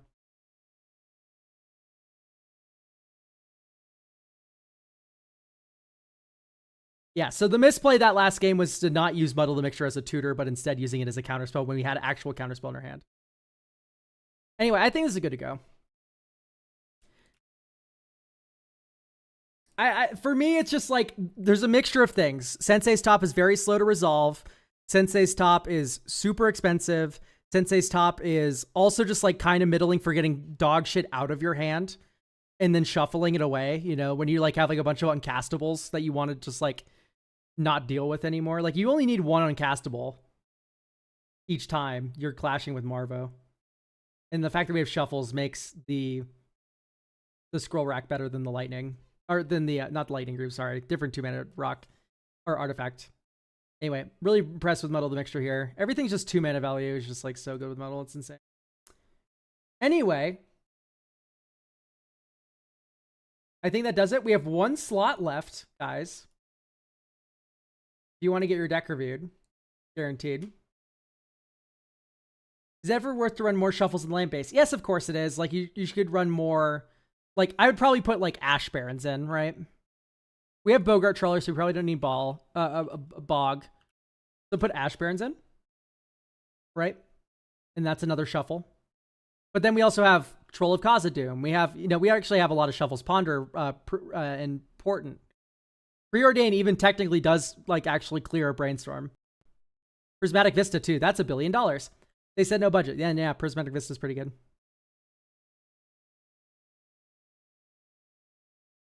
If no budget, Prismatic Vista, right? Like, anyway, long story short, besides, like, these little micro changes, this deck's about done.